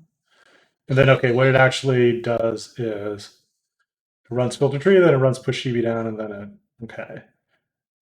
And I think so. I think filter T here is filter tree here, but it's getting cut off by the graph thing is like just truncating the name instead of showing the whole name.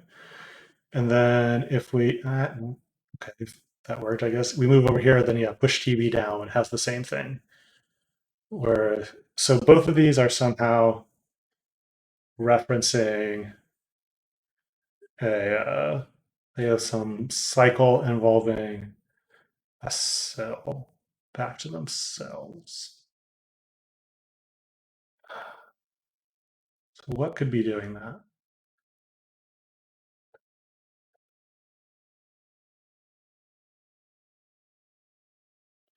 So I guess, okay, right. It's just because they are recursive. Is that right? Yeah. So see, push TV down calls push TV down, right? And the reason these are all inside a function. So what the problem here is multi-errors are actually like a tree. Like you can have like a big multi-error, and then inside it you have like some regular exceptions, and then another multi-error, and that has some more stuff inside it, possibly another multi-error, so on. And this code needs to do a tree traversal because we only want to look at those leaf nodes, the actual like real exceptions, not the intermediate multi-errors that are just like grouping containers. So we do that recursively. So it starts at the top, and you can see this kind of recursions. Like the filter tree here is, if it's a multi-error, then for each child exception, call filter tree again, right? Otherwise, we have a base case and we can just finish. And push DB down has the same thing. Like if we're looking at a multi-error, then for each nested thing, recurse into push DB down again, otherwise base case. So I think this reference cycle is just that push DB down is referencing push DB down, and filter tree is referencing filter tree, which makes sense. What do we do about that though? It's like,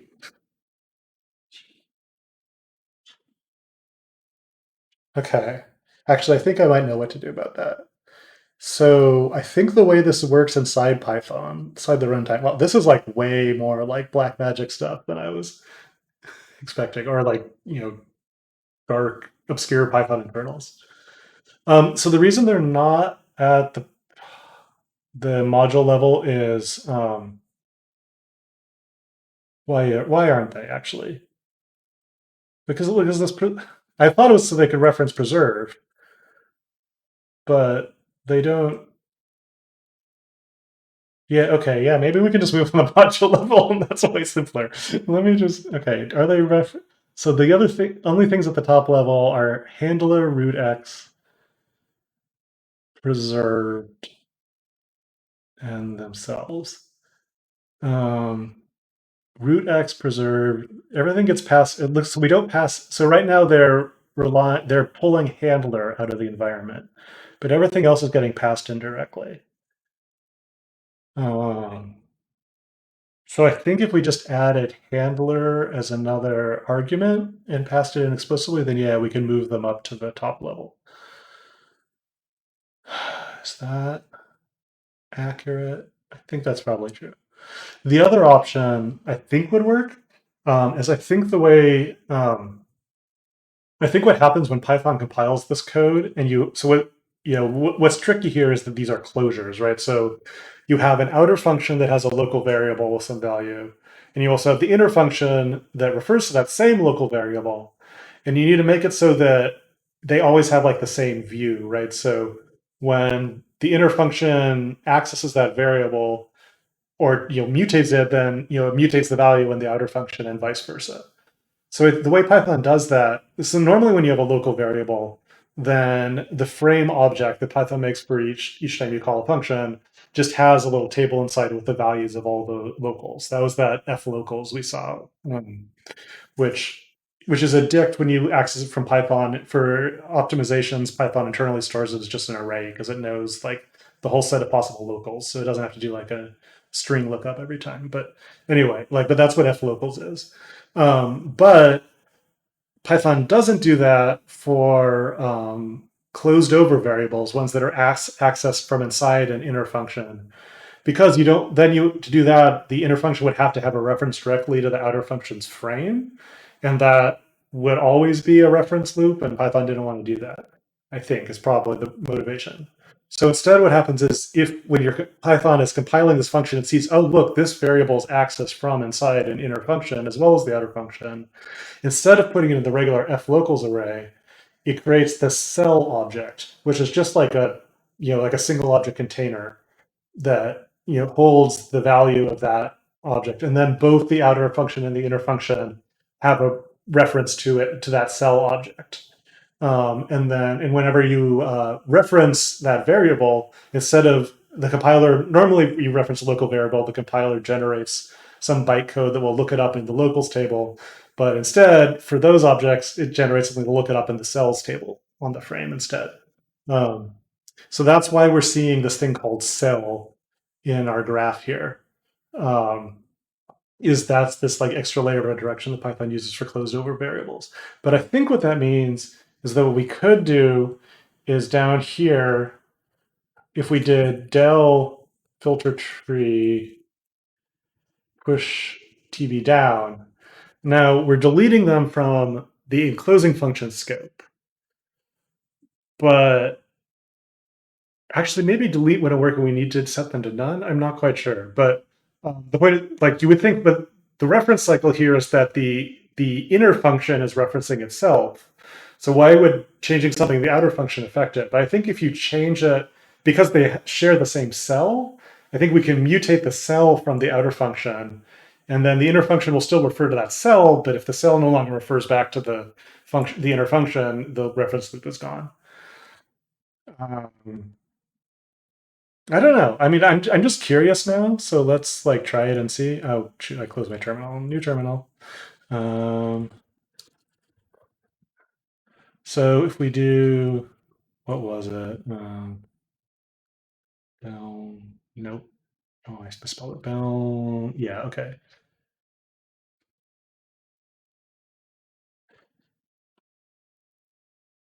So yeah, 0 nodes. So that does actually fix uh, the issue. Adding this line del line here. Okay. Now the question is, which is the better fix?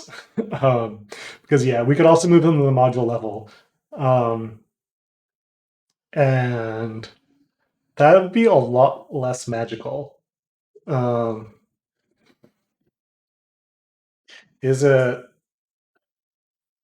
It is kind of more elegant. I don't know, like there is a sense in which it makes sense to make these nested functions because they are, internal helper functions used by this function, blah blah blah. But I don't know. I think both options are kind of meh, like they work. Neither is totally beautiful. I really want to throw away all this code as soon as we can. So I'm not like super worried about its like long-term maintainability. um,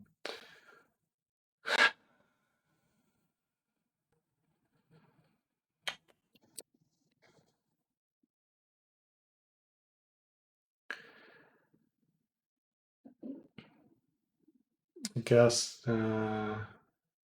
So do we go for the short diff or do we go for the mm, less magic? You know what? I think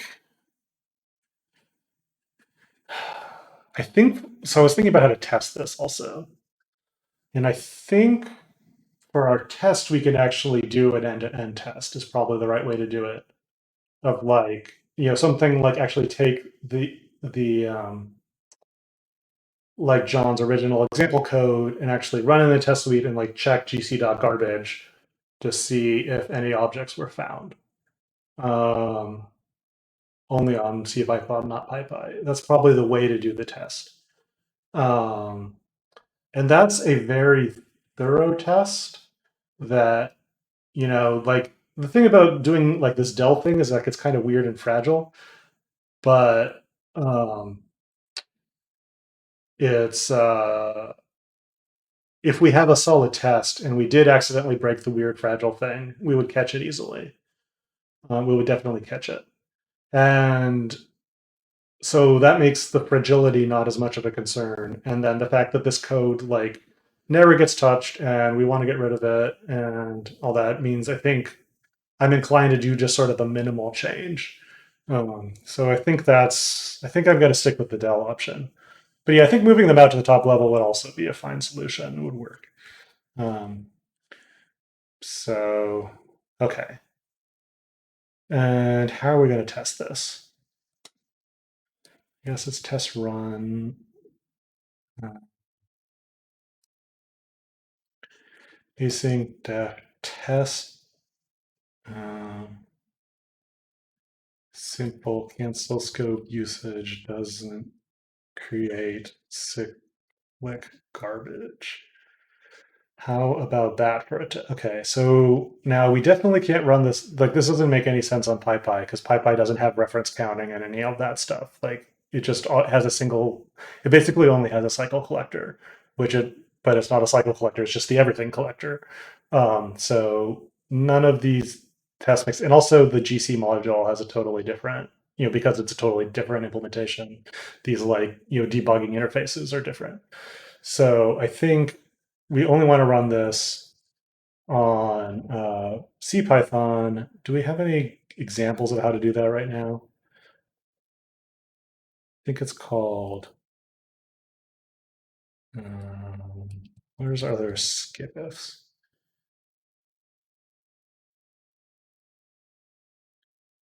Uh,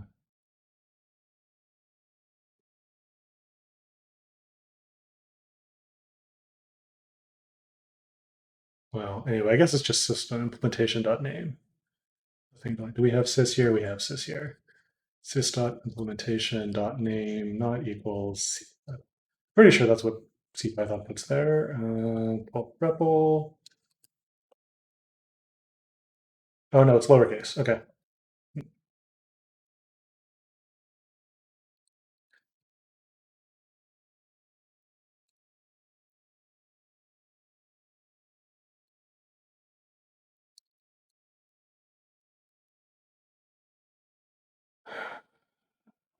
Is that the right skipif syntax? Oh no, reason. Okay, there we go. Then okay, now we have a test that will only run on CPython. That formatting is wrong, but Black will fix it up. Mm. And this test is going to fail until we merge the outcome PR and then release outcome. But that's fine. We can still move ahead with actually making the PR. So what are we going to do? So it's basically, this is John's example here. Do we have GCC, or sorry, we have GC available, right? Really? Okay, I guess we'll import GC.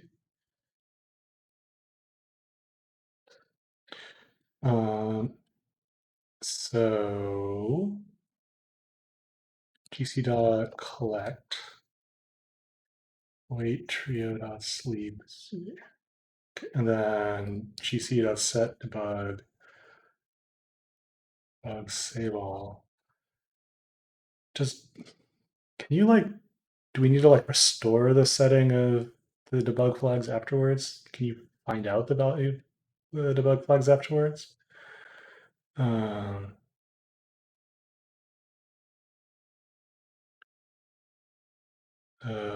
Here's GC. Okay. Set debug. Get debug. Okay. Old flags equals GC dot get debug. Try finally GC dot set debug old flags. Okay, so now we've got the infrastructure to like save any objects that get any cyclic garbage that the collector finds. So let's, instead of trio, okay, so it's possible in the future trio.sleep zero won't even use a cancel scope. So let's actually create a cancel scope just to be sure. Do I have, I guess it's just, I guess because we're deep in the guts, we use core for open cancel scope. Or no, it's just cancel scope, duh. That's the old days. Open cancel scope.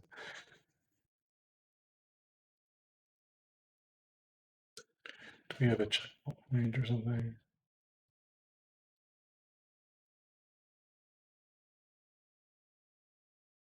Yeah. Okay. So, and then collect assert not gc dot garbage. Finally, gc dot garbage dot clear. Okay. Like that. This look good to folks? Let's add a comment about just linking to the issue too.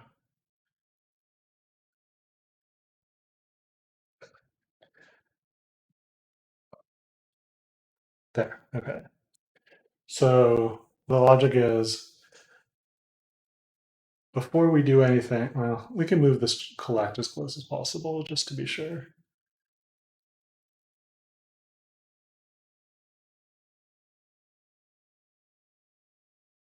So we collect, we enable saving of any cycles that the collector finds.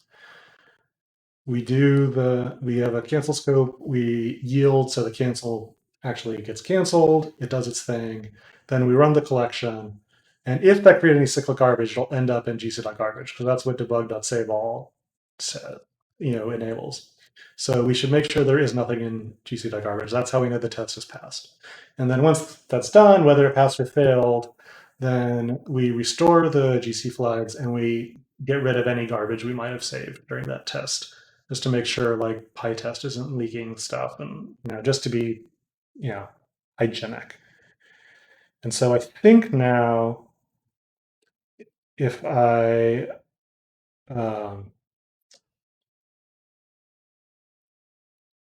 run this, it will fail. Did not fail.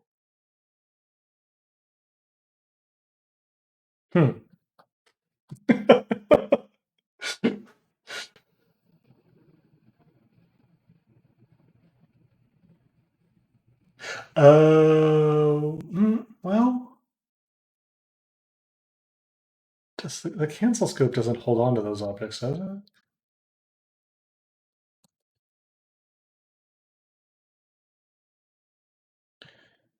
Resident cancel code.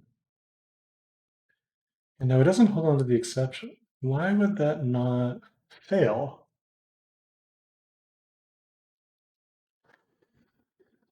Because the thing is, I'm testing against the current version of the outcome library. So it should be creating cycles. Yes, so one possibility is that the reason it's not creating cycles, or sorry, or rather, is that it is creating cycles, but they're not garbage yet. Like there's still something holding a reference to them. I'm not sure what that would be though, because I don't think so that's why I was like going and looking at the cancel scope itself to see whether it holds on to the cancel exceptions. Hmm, I don't think so.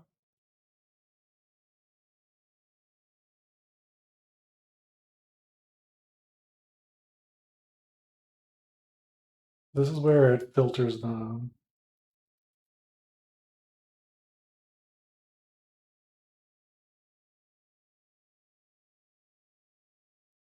Then return.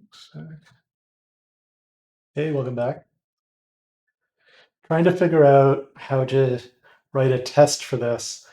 And I wrote a test that's like an end-to-end test where we actually, just sort of took, John's program from the initial bug report, stuck it in a test and asserted there was no cyclic garbage afterwards.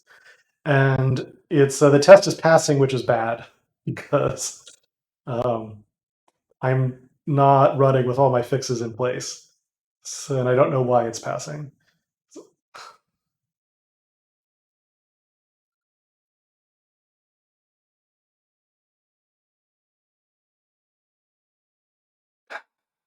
Yeah, no, it doesn't seem like it's the cancel scope is saving the thing anyway. I'll just to be absolutely certain do that, but I don't think that's going to make a difference. Yeah, it did.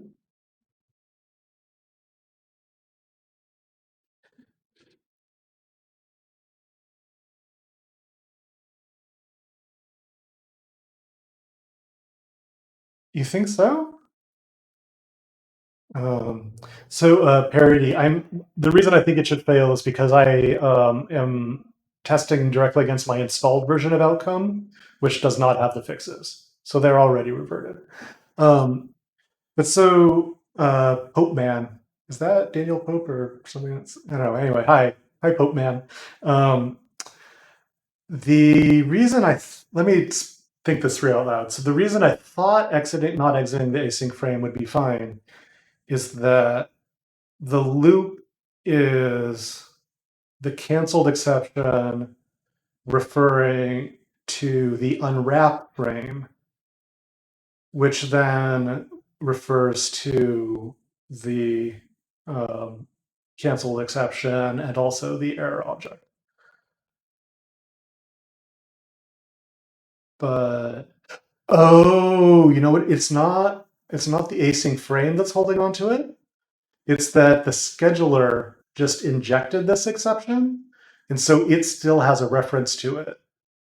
Because it has to until the thing completes. Like it can't, just it can't pass in a reference to the canceled exception that it wants to inject without holding a reference to the canceled exception it wants to inject. So I think if we do this several times, then it should fail. Just test simple cancel scope usage doesn't, and that's good enough. Failed. Aha. See, yep, here's our garbage now. That's what it was. Um, we could also have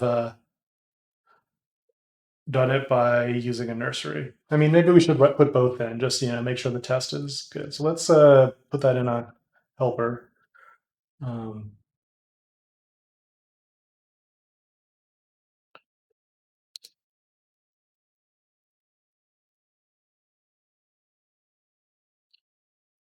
So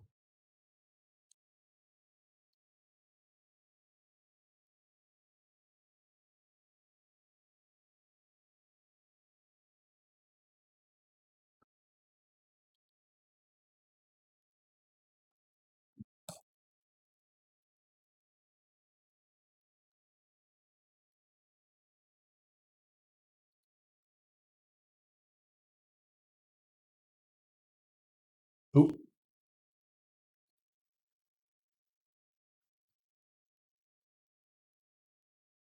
So yeah, still definitely failing. Is it failing any harder than before? I don't know. But anyway, we are testing both now, right? And now I think I fixed the multi-error thing in this in my checkout of Trio. And I think my checkout of outcome has the fix for that. So if I add the outcome to my Python path and run the test again, now it should pass. Yes, it passes. Okay. Whew. All right. So just need to clean this up into a PR. Okay, so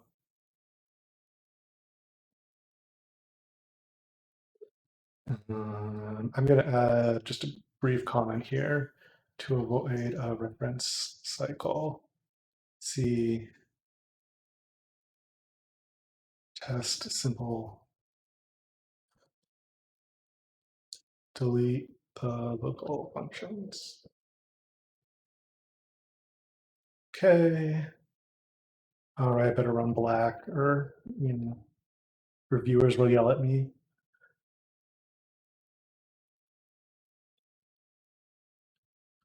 Okay. Yep. See, look at this beautiful formatting. Okay. I think I can commit now, make a branch. Fix what was it? 1770 is the issue? Yeah. We'll just call it that. Avoid creating reference cycles in multi-error dot folder. This combined this plus what was that outcome PR?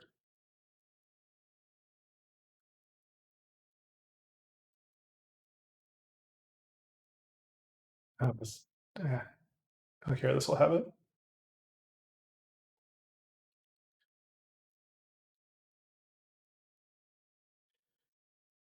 Um,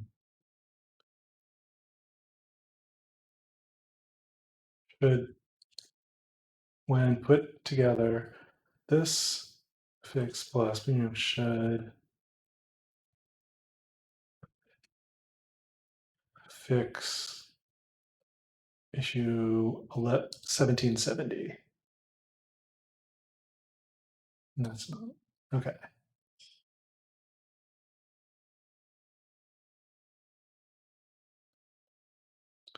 Push that. Get finished. Make a pull request.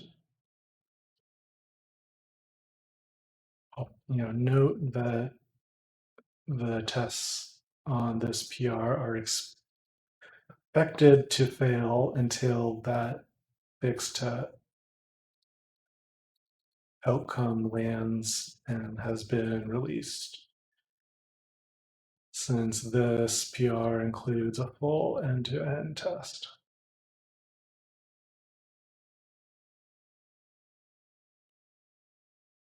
Did that work the way I wanted? Ah, shoot.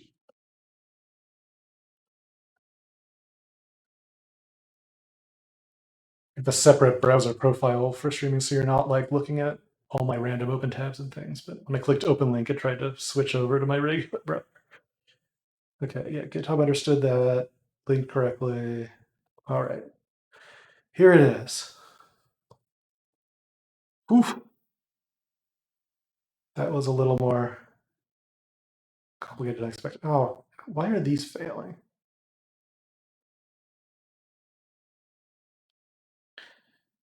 Why are we even using Appfire? Oh, what? How did that pass locally? Oh well. Outcome.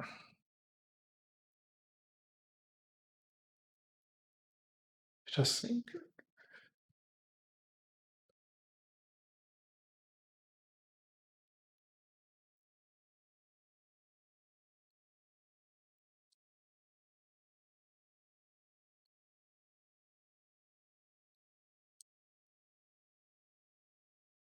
Okay.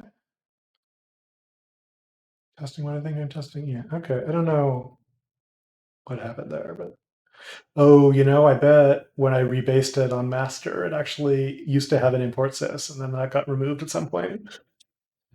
And I didn't rerun the test after rebasing. Let that be a lesson to us all. Yeah, I'm just gonna force push. There's no reason to preserve the history of needing that fix up. Okay. Amended, force pushed. I guess at some point we will know what's going on here, but kind of these are slow. Is this still travis.org? Yeah, I better flip over to Travis and move it to travis.com because travis.org is just totally dead. Uh, raise from is I think that so with traceback just sets dunder traceback and returns the exception.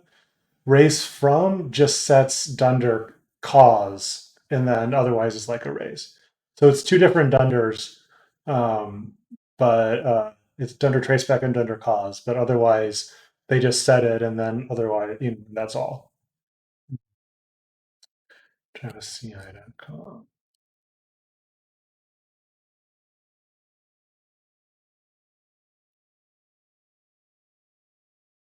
All right, I didn't even need to do that probably. Oh well. Now where's this magic button?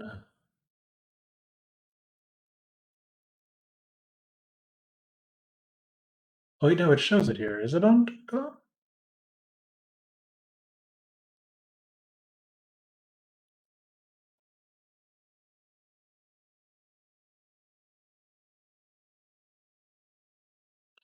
So for those who haven't been following, there's travisci.org and travisci.com.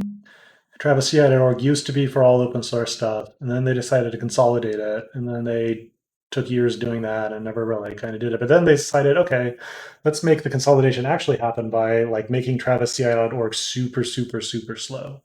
So now you kind of have to use .com or, you know, everything sucks. Okay, I guess maybe right now it's not being super. Oh no, this is the one I ran before. Why?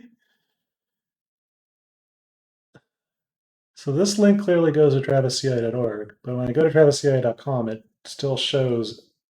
Oh, this is NJ Smith outcome. Okay, so that's weird. Um, the trio repo needs to. Okay, where I can never find this stupid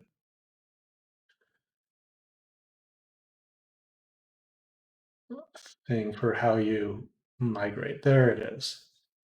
Count migrate.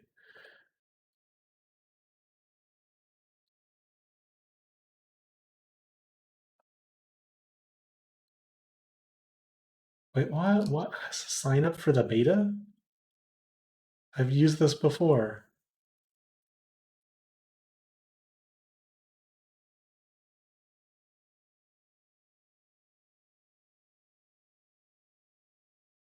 Maybe I just have to. Maybe Python Trio can migrate, even though. Okay, yeah.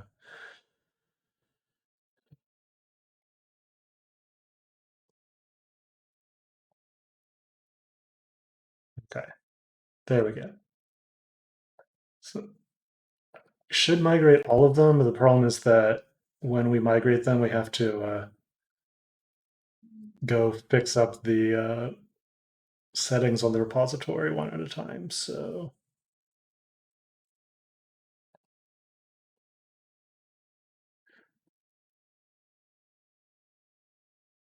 specifically, yeah, this thing. Well, except it won't. I won't be able to fix it until TravisCI.com actually does it build.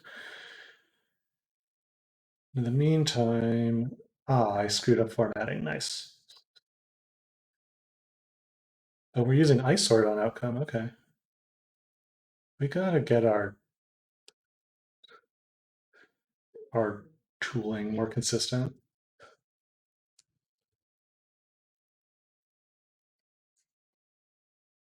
How do you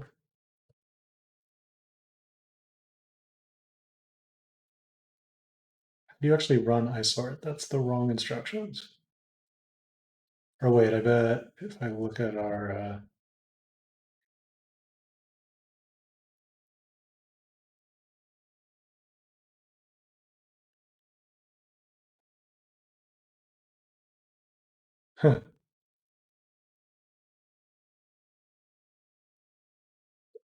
why would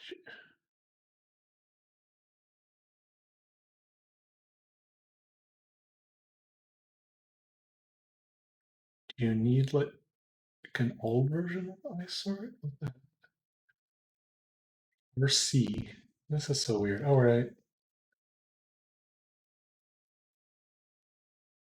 that didn't even. What is going?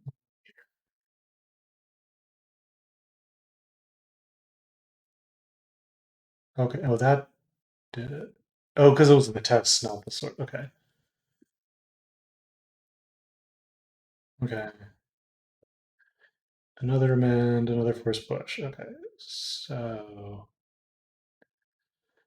sorry for this boring administrivia part, but getting there. Wait, did it actually migrate the repo? It was like stuck. I guess it did. Okay. Now, okay, so I've just pushed the latest version. This should actually work. And now it's running on TravisCI.com, so I can fix the branch protection rule or not, because it's not here yet.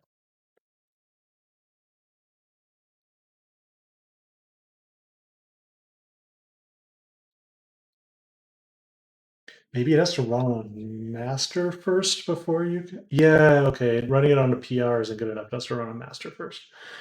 Okay, well, we'll sort that out. But hopefully the test will at least pass. Okay. And in the meantime, on the trio one, our coverage is good, but our tests are failing. And probably the way, I'll just pick a random one, just confirm they're failing the way I expect they are. Um, okay, yep, it's that. It is indeed. Yep, there's only one failure. It's the one we thought. And we've got these frame objects. And yeah. Um, so yes, that is the expected failure.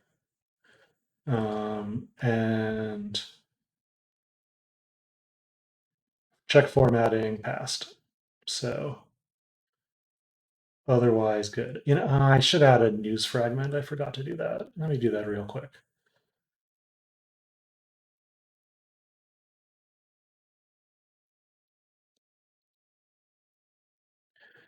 And it was 1770.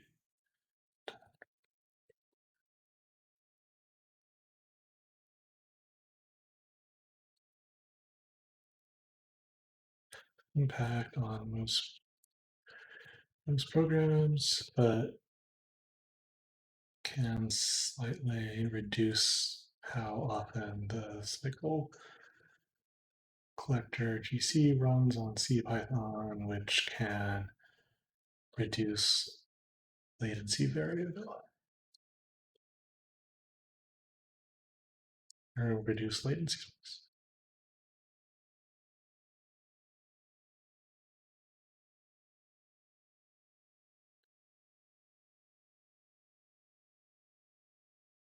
And let's add that.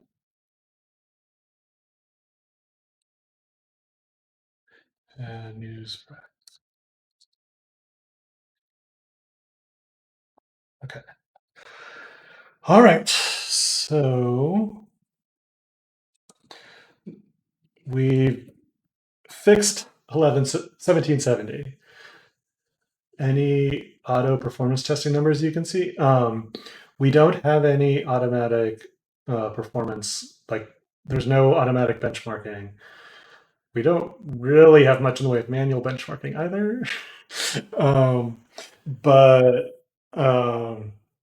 I guess we could. So right, I guess right, specifically since this is a performance issue. So John's case was he had that little test script that checks for like just pauses, um, which I guess we could try running. I'm not sure. I haven't tried reproducing that per se on my laptop.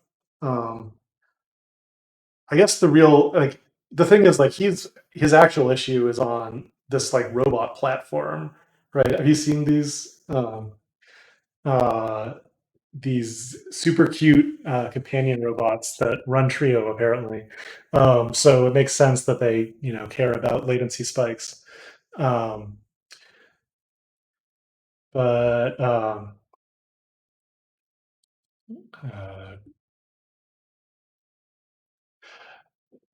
but so like if it we yes yes so these are the guys that we're trying to help right now. um it's kind of adorable. So I think the actual question will be like when he actually runs on the real platform with all the stuff going on his real system, like did we actually fix it? But we he did confirm in that issue that the reference cycles or like the GC was at least one of the issues he was hitting. Um, and that sort of made sense of all the details. And so we know that was one thing to fix. But yeah, it would be good to um, hear back from him to make sure this like actually fixed the real issue. Okay. So what else? Right. So everything else and everywhere else in Trio that uses Raise needs to be audited. Um,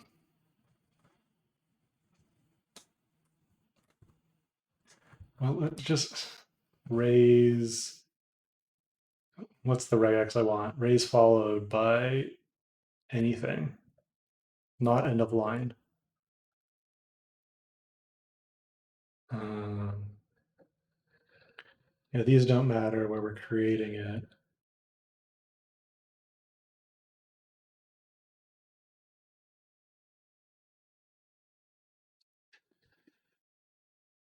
So you can do so the problem is, so yeah, you can do like throughput benchmarks pretty easily with like Hypercorn in Trio, and you just like set some like HTTP load generator, like AB or work WRK, that thing, and point it at it and see how many requests per second you get. But this specific change we just made is to fix these occasional small latency spikes that are dependent on like how many objects are in your program and stuff. So they should like so the it shouldn't affect throughput much at all. Like you wouldn't like I don't think these changes should improve throughput, which is what you would like requests per second. It would be more like, are there more like sort of millisecond stutters during the benchmark, and that's not something that's quite as easy to like check for. Um, yeah, I mean they do have latency, but there's other, I don't know, like, but that's already like a distribution, and like I don't know, like quite what I would expect. Like it would be interesting. It would be at some point maybe interesting to try to like. There's a lot of different sources of latency between like schedulers and everything, and like we don't even know. Like I said, like for like a trivial benchmark where you just like have like a trivial program that's just doing the same, return the same constant string from HTTP REST over and over. Probably the cycle collector runs really fast anyway. Like you need a lot of objects in memory to make the cycle collector slow. So like maybe you could set up a synthetic benchmark like that and see an effect in the latency numbers from something like WRK.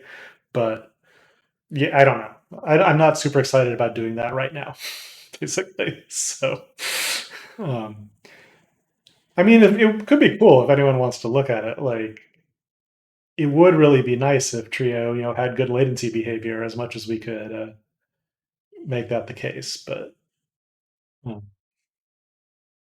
yeah, how do we can we filter this down anymore? I guess no. So I guess it's raise followed by space followed by something that's not a capital letter would be a better filter.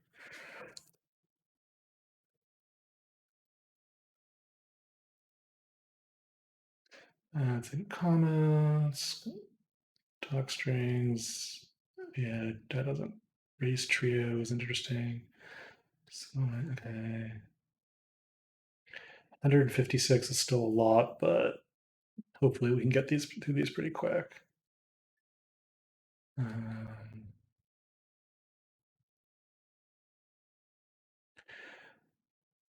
okay, what is that? Oh, well, that's in the test code. I don't care about cycles in the test code.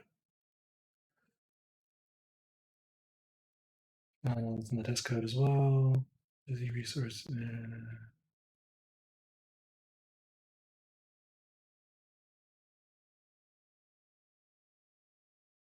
Raise filtered X.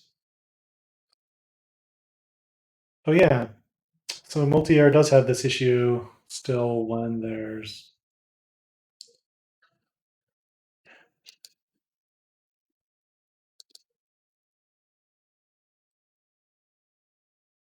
um,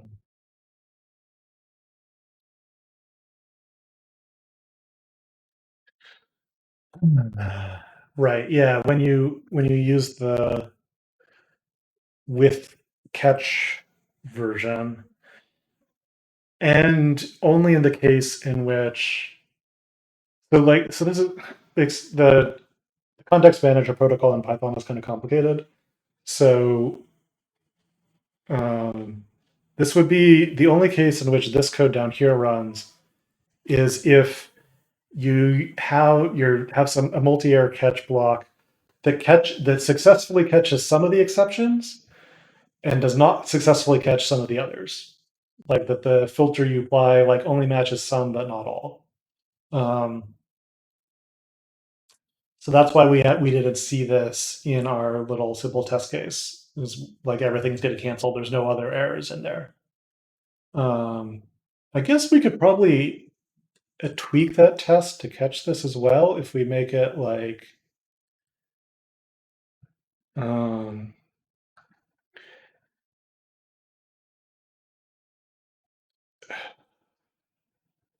check case where another task fails with a different exception. Try. Um, do we have any like little? We don't have any helpers for user. No. Okay. Just there's no async lambdas, so I was trying to think. Do I have like a little helper to like have a task that just crashes with an exception? But nope. So I'll just make this value error. Okay. Raise value error.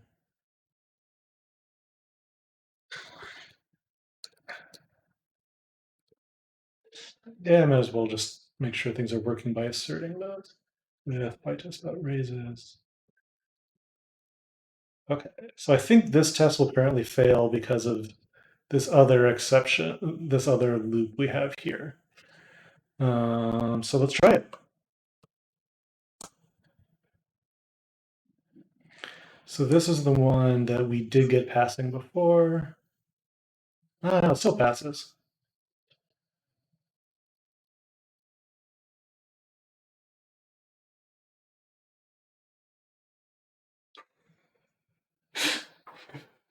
Which is the most frustrating thing when a test you think should fail actually passes. because like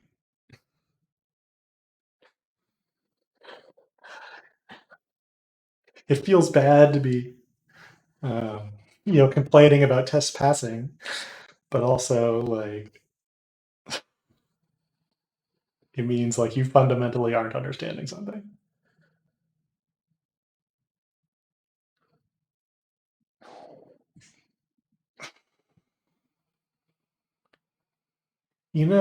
Well, okay, so this is actually hitting some different code. I was thinking about it. I realized actually like that the nurseries conceptually have a with cancel scope inside them, which in turn conceptually has a with multi-error dot catcher inside them. But I think they don't actually use the multi-error dot catch code. I think they like inline it. So the code we just changed probably shouldn't affect this anyway. Why it's passing, I don't know, but I guess that makes sense that that wouldn't be relevant here. And also, so Parity, this isn't about outcome now. This is about the issue with when you like this is other code that had the same kind of thing as outcome. Um, so like outcome doesn't mess with tracebacks that are already there. So if something else was adding in a traceback that had a reference cycle, then outcome shouldn't affect that. So core run. So right, so this is the cancel scope code that actually.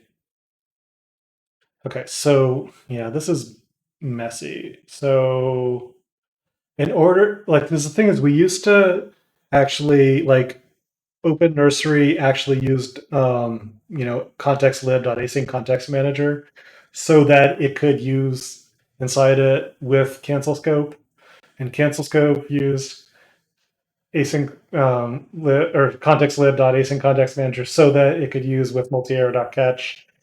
And so everything was sort of nice and elegant to write because you could just nest the with blocks, define the with blocks in terms of each other.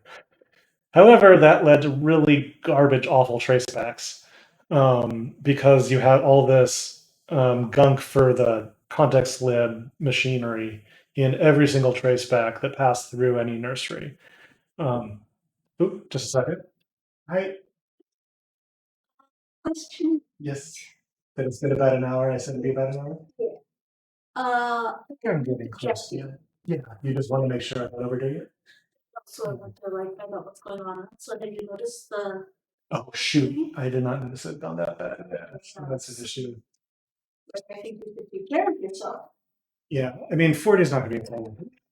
For me, either sing okay, but either of those like thinking will interfere with your thing. Camera. I mean, I don't know if they'll be able to hear. Yeah, I see. I don't know if they'll be able to hear the door closed, but it's gonna. Yeah. Yeah, I should probably stop soon. Let me just look again. Okay.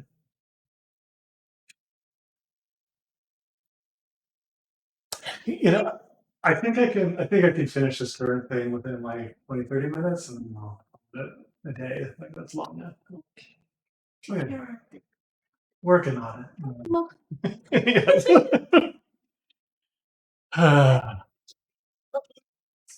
Okay. So if you didn't hear, yes, that's my spouse, Shweta. They're going to do some singing. Their Carnatic music is very cool. But we don't know how this mic's, if it will pick it up from the other room. So, you tell me if it's noticeable or bothersome or just great. I don't know, anything. Um, I also just turned the air filter on in here because our air quality outside is getting worse, which adds some more white noise the mic might pick up. So again, like let me know if it sounds terrible or you can't tell what's going on or just, anything. Because I have no idea how this is actually coming across. So any feedback is helpful to calibrate my understanding. Okay. Um, but what I was saying, right? So in the actual Open Nursery manager, Okay, cool. Thanks, Kyle. The actual, when we exit, it's this code, which, um, so we take any exception that came in. Okay, so we take the multi-error representing all the exceptions raised by all the tasks inside the nursery. And then we pass those to the cancel scope using this internal method saying, okay, here's the multi-error that was raised out of this cancel scope. Do your please clean catch anything you want to catch, but in this sort of awkward backdoor way without using the regular context manager interface, so we can make the tracebacks so it doesn't show up in the tracebacks.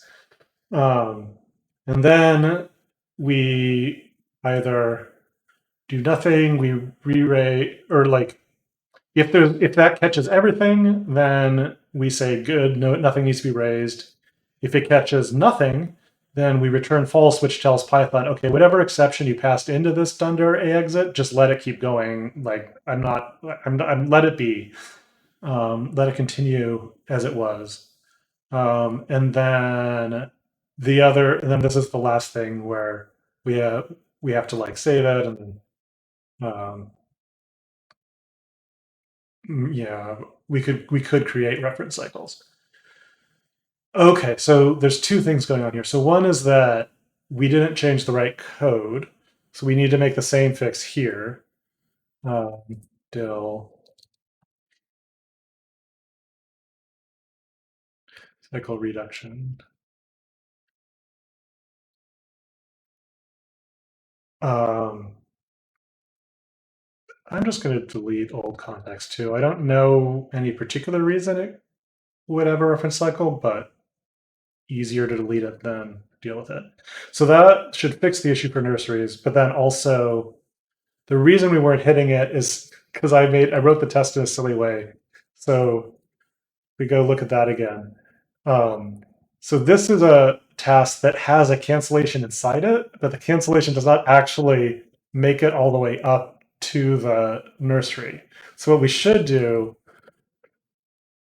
is cancel the nursery and put a cancelable, a blocking operation inside the nursery. So now the nursery will be catching the cancellation and the value error. They'll both make it up to the actual nursery block, and then it should filter out the canceled part of that.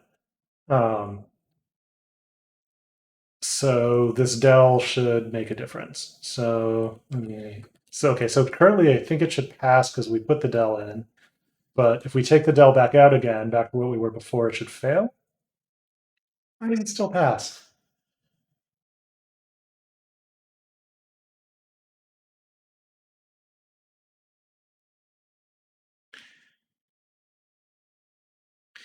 No, we don't want a checkpoint and raise value error because if we had a checkpoint, then that would raise a canceled instead of, and we want it to raise something that's not canceled.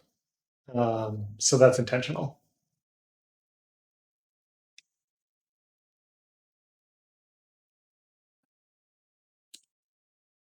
Is this code even running? Am I correct?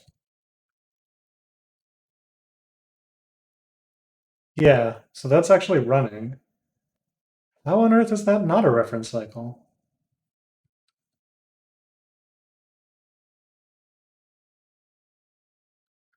Huh, there's something here I don't get. So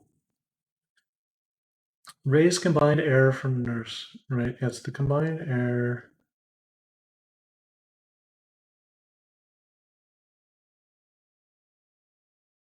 Like the value.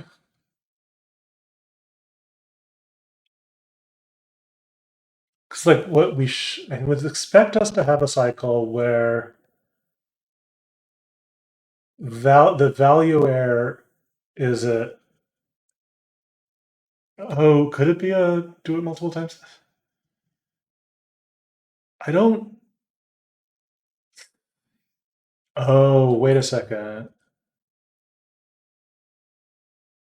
No, no, no. We do throw away the value error object here. I mean, Could put that in just to check, but yeah, no, that didn't make a difference. Um, I was thinking maybe something was keeping the value error alive. Like if we had, saved the PyTest check or something like that, then the value error object had been kept alive, and then it would still have a reference cycle inside its traceback. But um, yeah, that isn't it. Um, so what is going on with it? Okay, so import try set for the. I think that's the magic for. And then I'll put. Okay.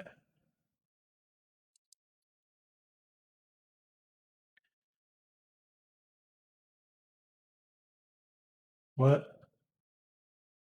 How do you? Okay, that was. Oh, right. That's the. How do you do when it's like mid mortem instead of post mortem?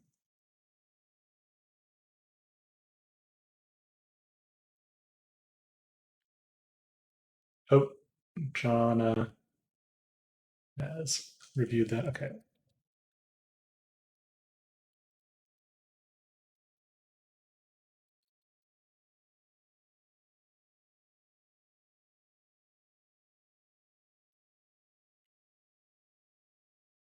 I'll just think this should work. Okay. So post mortem. That is hacky, but whatever. Just need to. Okay. So we've got what?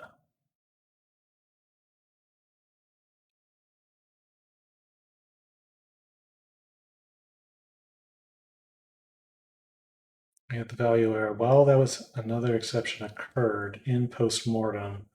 Don't read from input object. But okay, if I use S, it should just be fine. So something that PyTest is supposed to notice when you call PDB and like disable its magic standard in, standard out handling, but apparently that did not work. But if we just tell PyTest explicitly, like, don't do anything special with standard standard out, then PDB can work. Okay. So we found raise value error. Um, and if we go up, here's raise combined error from nursery.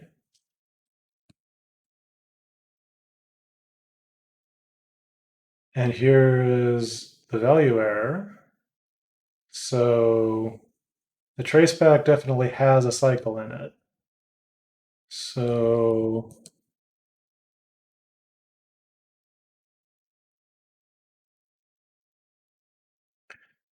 let's try to. What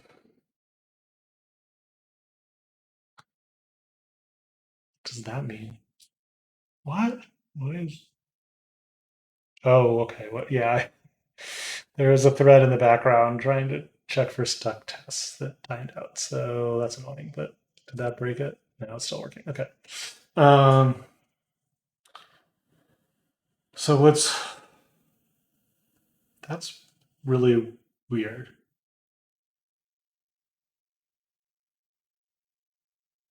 So I'm trying to figure out like how is no like just PDBs like why is this exception not nothing's referring to it?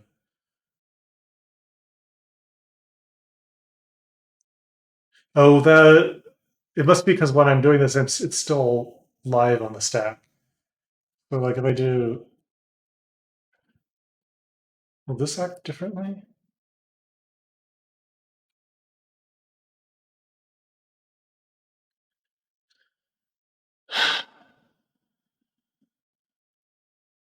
Because it looks like the value error has a reference cycle in it. So oh, maybe it's sys last x.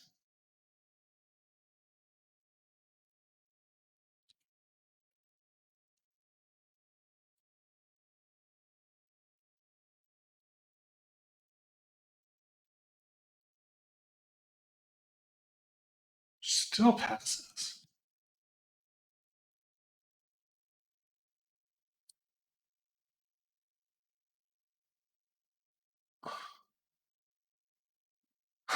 Anyone got any ideas? I don't know. This is bizarre.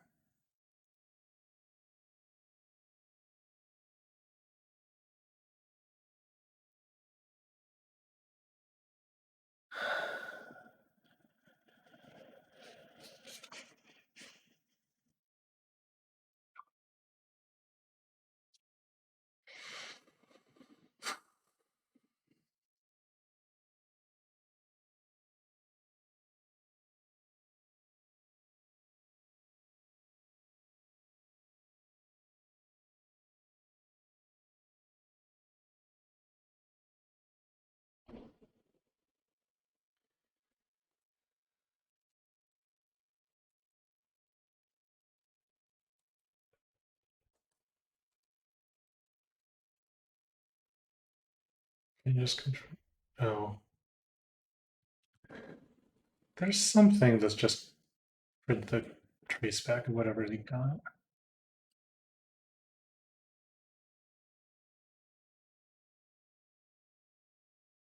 Oh, it's just print X. There we go. That's what I was remembering. Okay. Just to confirm, yeah, it's got that frame in it.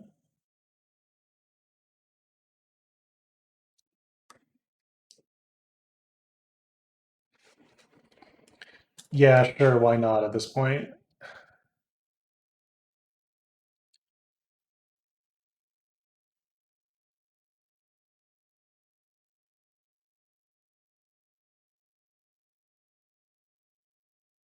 Oh, right.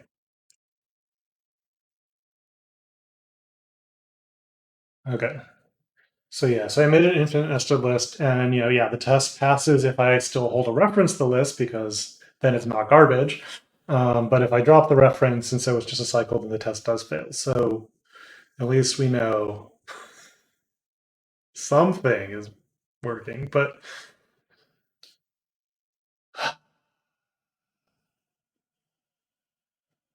what would be keeping this?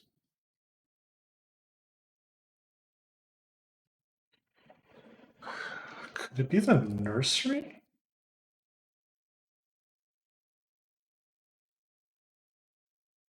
Oh, no. Get rid of that. No.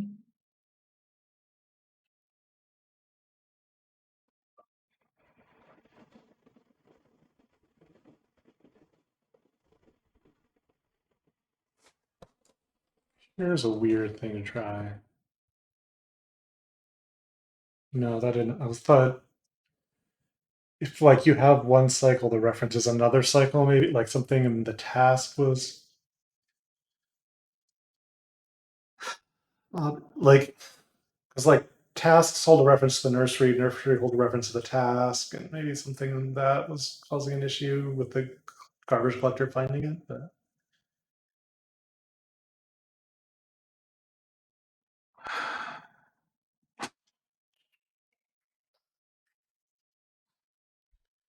how many more of these are there? So there's the one in multi-error.catch, which I don't know how much I even care about.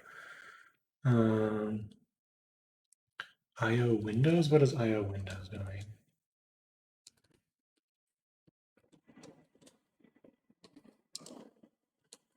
Oh, well, I can just look here.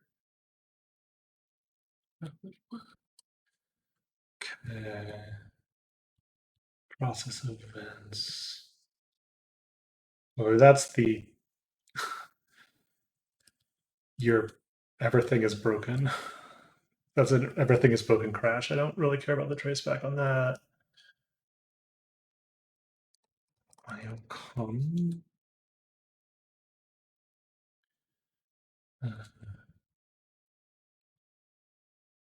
Wake all. Oh, right. That's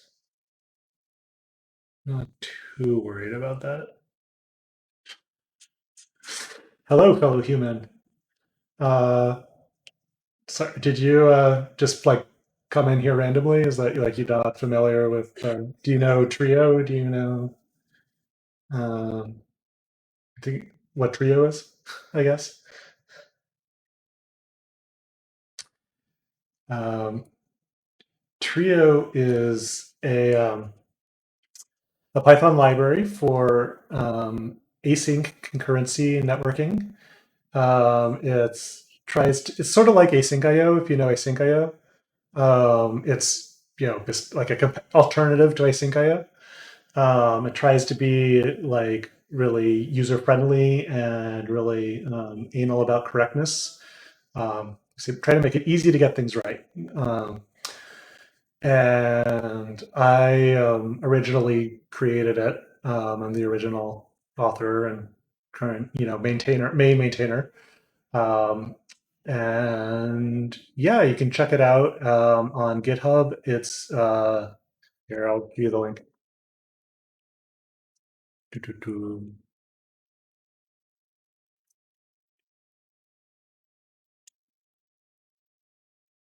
There, and that'll have links to README's, docs, bug tracker, all that stuff. What we're working on right now is um, yeah, so we're debugging some like very like obscure Python stuff. Um, so this not it's not really a this is not a bug you would give to someone to solve who's just learning Python. It's some like super tricky stuff. It's about some real complicated details of the Python garbage collector, how it does Python does memory management, and how it handles tracebacks and how they interact. I mean, you're welcome to stick around. It's that kind. It's you'll be looking at some pretty tricky stuff. Uh, I don't know. That's kind of outside my expertise. I know there's Home Assistant is the name of a project that does a lot of. It's very popular for home automation stuff in Python. If you Google Home Assistant, you'll find that they've got like a Discord with like thousands of people in it. Like it's like super active community, and that's for like all kinds of home automation. So that's what I would check out. Um, okay, so yeah, we found another thing. So this code is what we use when you this is when you close like a socket while another task is in the middle of reading from it. Then you want to go wake up that other task and be like, hey, that socket's gone now. You can stop waiting for data to arrive. It's not happening. It's gone. And this utility function is the one that the IO code uses when you close it. And it goes says go wake up all those other ones. I think I don't care about this. Why do we even? What is this raise at end thing?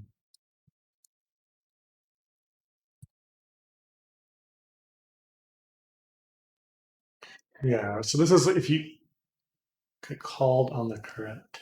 What? When does that even happen?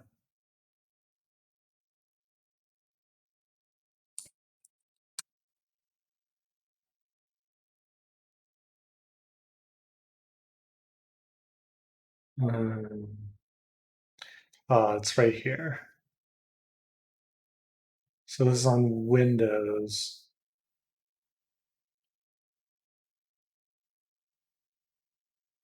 If we get an IFD error,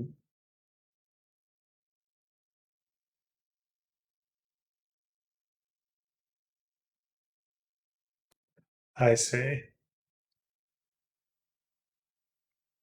Okay, yeah, I'm just not going to care about this. So the only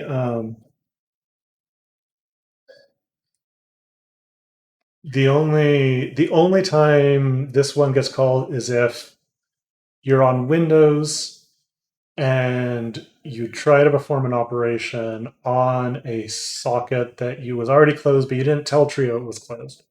And so like that's always a bug and it's like never going to happen commonly. And if the cycle collector has to wake up once in a while for that, like I don't care. Um,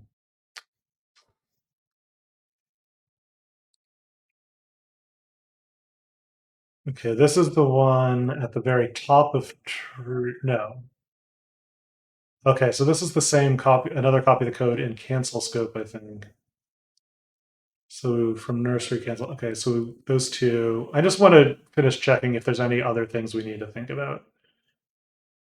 Kill everything. Yeah, it's okay if that has a reference cycle.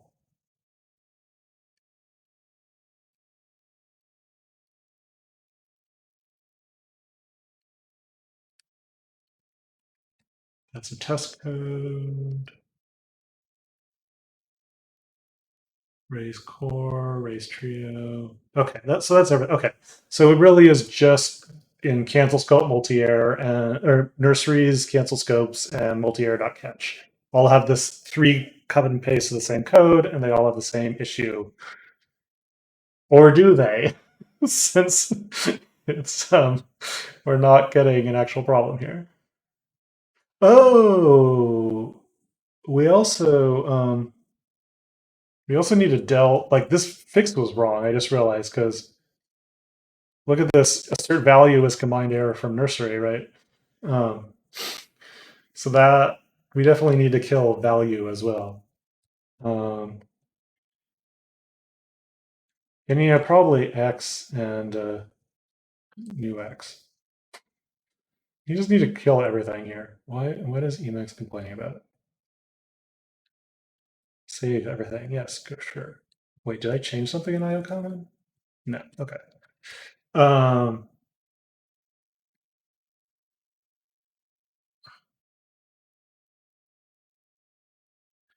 could that be related to why we didn't? It's not failing. TV, did we save the? Oh yeah, you're right.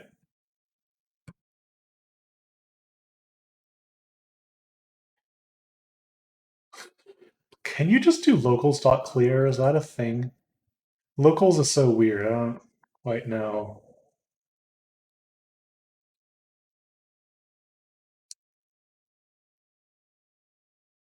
Yeah, that doesn't work. Okay.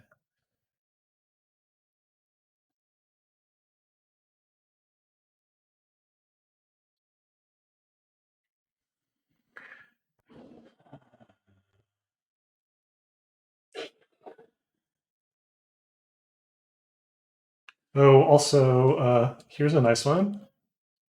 Underscore. Because in here, the underscore is a real variable.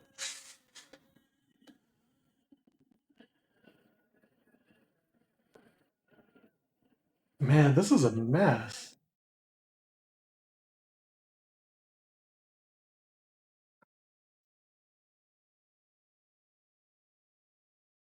Oh, okay, yeah, I just did that.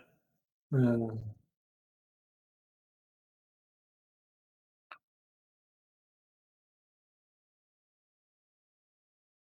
okay, but this none of this explains why this, so we know this code was wrong, but none of this explains why our test is wrong.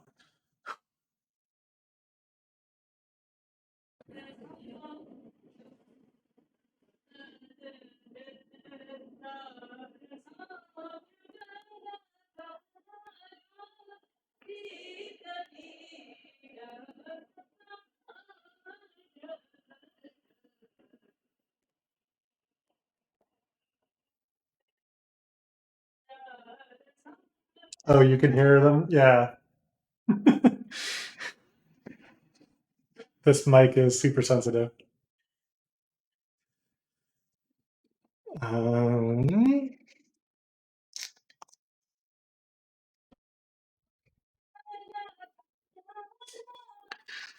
so I also just realized, so actually in our original test, um,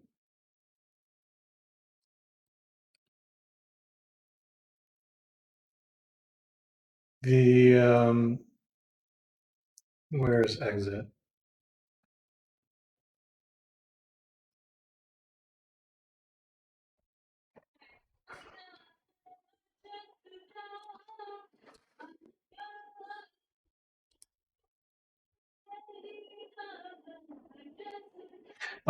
Okay, so the reason our original just like simple test didn't shouldn't have had a problem is because we caught everything, so it doesn't re-raise the exception at all.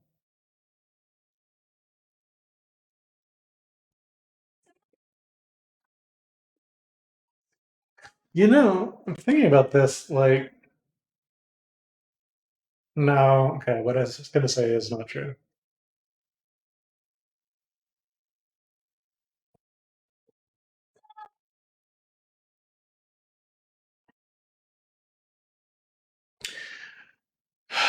Possibly what I need to do is like make a note on the PR that like something's wrong here. We don't know there are some other, like, this is incomplete. There are these other places that should also be modified, probably, but I don't quite understand what's going on. And then, like, come back to it tomorrow. Uh, I am not getting it.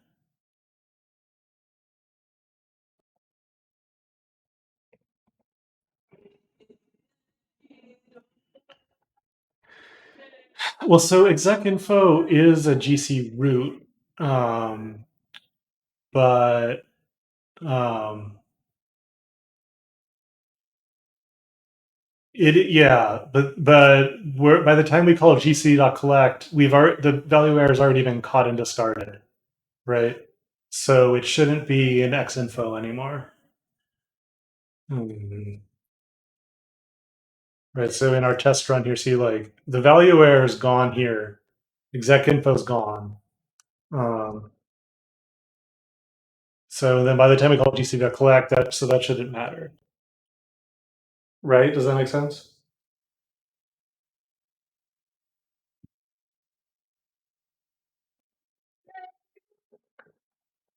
Oh, hey, I'm like, well, I just saw your last question there. So, I mean, generally, yeah, Trio is about writing programs that can do multiple things at the same time. I also have a PyCon talk that kind of introduces it more that way. So, like, you want a program that's like reading from one network connection, and all while at the same time it's writing to a different network connection, and also it's reading from the disk, and also it's waiting for the user to type something. And it's kind of you're kind of monitoring all these things at once from the same program. So that's what I mean by parallelized I/O. So I/O is input output. Like reading, writing, like interacting with the outside world from your program. And parallelized means doing that multiple times in parallel. So at the same time. Um, what if the cycle was handled in exec info clearing code? Well, but if it was handled there, then it would have been handled for the unwrap method too, right? This is like the exact same code as we had in unwrap that caused the problem.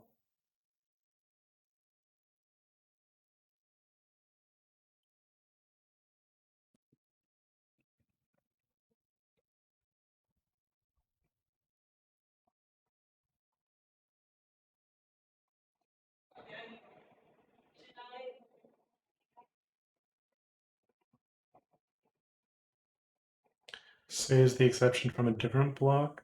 Yeah. I mean, well, let's just, confirm our assumption. So we just exec equals value error right exec. So we believe this should create a reference cycle, right? Um,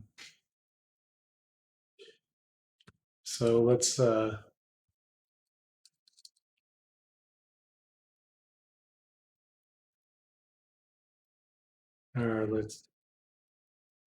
so yeah, Python 3 will delete whatever you put in as once the accept block finishes, and I wanted to hold on to it. So now we think exact.traceback. Um, which one is that? Oh,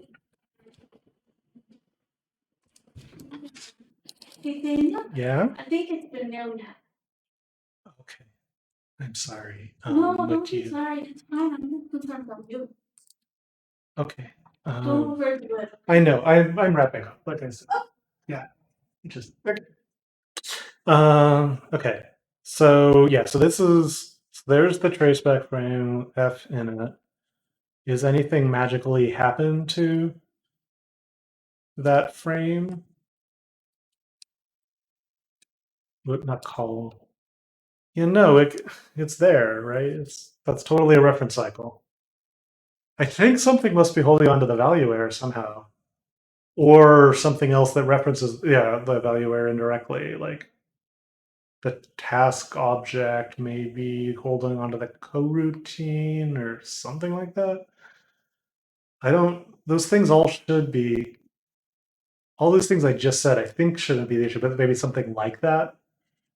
Not, not really sure. No. And yeah, I'm running out of steam, as my spouse is hopefully reminding us. And yeah, I don't think I have any idea. So, let me know in Gitter if you think of anything. Otherwise, I'm gonna sleep on it and see if anything comes to mind. Thanks for hanging out with me. Let's do it again sometime. This was fun. I think, at least I thought it was fun for me. I hope you had fun. Um, okay, cool. I'm glad that you enjoyed it. Yeah. Like I said, this is totally an experiment. It's the first time I've ever done this, so um, totally, still feeling my way, figuring out how to do it. So if you have any, suggestions or thoughts or anything, just how it went for you, that's super useful. Just to kind of, because I don't know.